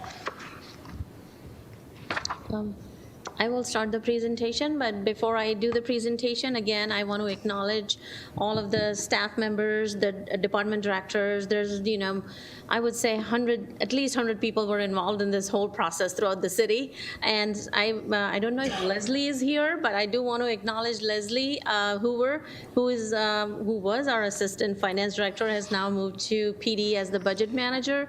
Basically, throughout the last few months, she was doing 2 jobs. We're really excited to have Shelby join our team, but I do want to acknowledge Leslie specifically because she spent hours and hours, and she maintained the PD budget while doing the overall budget for the city. So thank you, everybody that participated in this, and thanks to council for providing us the direction to adopt the budget tonight. Next slide, please. So a little bit of recap on our budget process. Throughout the year, our finance department does provide quarterly budget updates. Then around mid-May, we provided council with a budget one-on-one. What is a budget? Different types of funds, understanding the budget calendar development, as well as discussion around the tax revenues. And then we went into the budget study session on May 26th, where we did the projections. It was our first study session. We talked about the continued cost savings measures, budget update, and a 5-year forecast. Moving on to the 9th of June, each department provided their operating budget summary, including department presentations and CIP budget, in addition with the fleet update. Next slide, please. The budget overview, we continued throughout the organization. Different departments were working on balancing the budget. We utilized excess general fund reserves to balance the budget. We continued the citywide cost savings measure, as well as part of the growth area planning and housing efforts, our community and economic development department and housing, they worked on Northeast growth area and other amendments that will be coming to the council in future meetings. We also adopted a new strategic plan tonight, and we also implemented a measure on centralized hiring starting July 1st, where each recruitment will be evaluated and approved by the city manager. Next slide, please. Our general fund overall appropriation that council is approving tonight is a little over $169 million. Our special revenue funds are close to $59 million. Our enterprise funds, which is our water and sewer utilities, are about $93.5 million. So our overall total operating budget that we're adopting tonight is $321.7 million. We also have about $5.9 million in the successor agency and a capital improvement budget for $39 million for fiscal year 26-27. Next slide, please. And with this, I'll pass it on to our finance director, Ken, to talk about the next few slides. Thank you. Good evening, Mr. Mayor, Vice Mayor, members of the council. The following slide is really just going to be an at-a-glance or a recap of what we already went over with budget study session number 2. And so this is just a pie chart of how the total operating budget is allocated amongst the different departments. And so I won't go over each one of these, but just wanted to call out that difference because in a couple items ago, we kind of mentioned how public safety was 67% of the general fund budget. But as you can see, for the total operating budget, that percentage is a lot smaller. And then if you go to the next slide. So this is our 5-year forecast, our last one of the fiscal year before we move into the new one. And so the columns represent expenditures of the general fund and Measure M, and then your lines that are going across are your revenues. And so as you can see over the 5-year forecast, as we've discussed, we are in the deficit spending position. And so for the upcoming fiscal year, that gap is expected to be $11 million, and then 10.6 in fiscal year 28. And then kind of over the 5-year forecast, we're looking at a gap of around $7 to $8 million and $10 million over the next 3 years specifically. So really just highlighting the need for us to increase revenues in order to bring kind of structural balance back to our general fund and Measure M. And I'll now pass it back to the city manager. Thanks, Ken. So a little bit about our PEPRA requirements. So the Public Employee Pension Reform Act, it requires officially an adoption of a publicly available salary schedule each year. And also the government code that's listed there requires us to call out the executive compensation. So with this resolution tonight, we're adopting both the salary schedule, and the next slide will show you that we meet all the requirements. Can you please go to the next slide? Here's the salary schedule of our executive salaries, and this is also available on our website. Next slide, please. I do want to acknowledge and wrap up the presentation by thanking the City Council for your leadership in helping us establish various fiscal policies, general fund reserve policy, also the strategic investment in the organization and community by looking at all of the projects that were approved throughout the year. We also support appreciate your support that was needed for various augmentation requests throughout the year. That helps us strengthen our delivery to our community. And also to our staff, specifically our department heads and lots of staff members that provided not only high level of collaborative involvement, but as you saw, we did a very deep dive on coming up with 2.5% and 5% projections, and all of that. We're prepared if the fiscal deficit continues. We understand we'll have to take some difficult decisions, but tonight, I do want to acknowledge the staff for the work that has gone into the preparation of the budget, and specifically budget team. John and Ken and Leslie sat through bi-weekly meetings with me, excruciating meetings where everybody knows I ask a lot of questions, and we have a good budget, and we're prepared to get it adopted tonight. Thank you. All right, so the next steps, we will continue our quarterly budget updates that will be provided to the council and community to track the progress. We will continue to work on fee recovery schedules as we discussed through cost allocation plan, as well as the user fee study, and we will continue to explore the sales tax measure options and feasibility. With that, I wrap up my presentation, and these are the recommendations on adopting various resolutions attached with the staff report. Yeah, thank you. Thank you to all staff for all the hard work up to now. I'm looking for any questions from the council. I know we've done some deep dives, and if not, I'm going to open up to the public for any comment. All right, seeing the nod. I'll bring it back to the council. Motion to approve. So we have a motion and a second. All in favor? Aye. Opposed? Thank you, staff, for doing this. One of the things I will say, and we continue to get questions, and I know some other members are no longer here, but there's always the questions that we hear in the public, and we see it on the media and social media, waste, fraud, and abuse. I don't think anyone on this council would ever tolerate what we would perceive as being, just wasteful spending, certainly not fraud. But it's important that the public weigh in. And I think even some of the different things that we had to discuss tonight really opened up that conversation to be had further, and whether there's oversight for Measure M or a future tax measure and oversight for that. The public needs to be involved, but what I want to say is I appreciate the leadership of our city manager and the entire team to actually put together a package that looks really, really big. But I think I recently heard City Manager Chaudhry tell the story in a way that was compelling, and that is what you get per person. And you look at that and the value of what this community provides. It's tremendous. It's tremendous. It looks big when it's a big number. When you break it down, there's a lot of value in this community, and I'm proud that Vacaville is what it is, and it's because of all the hardworking staff that are here and for all that are not here. So please go back to your departments and say thank you on behalf of the council. So with that, this meeting stands in adjournment at 9:35. Good night, Vacaville.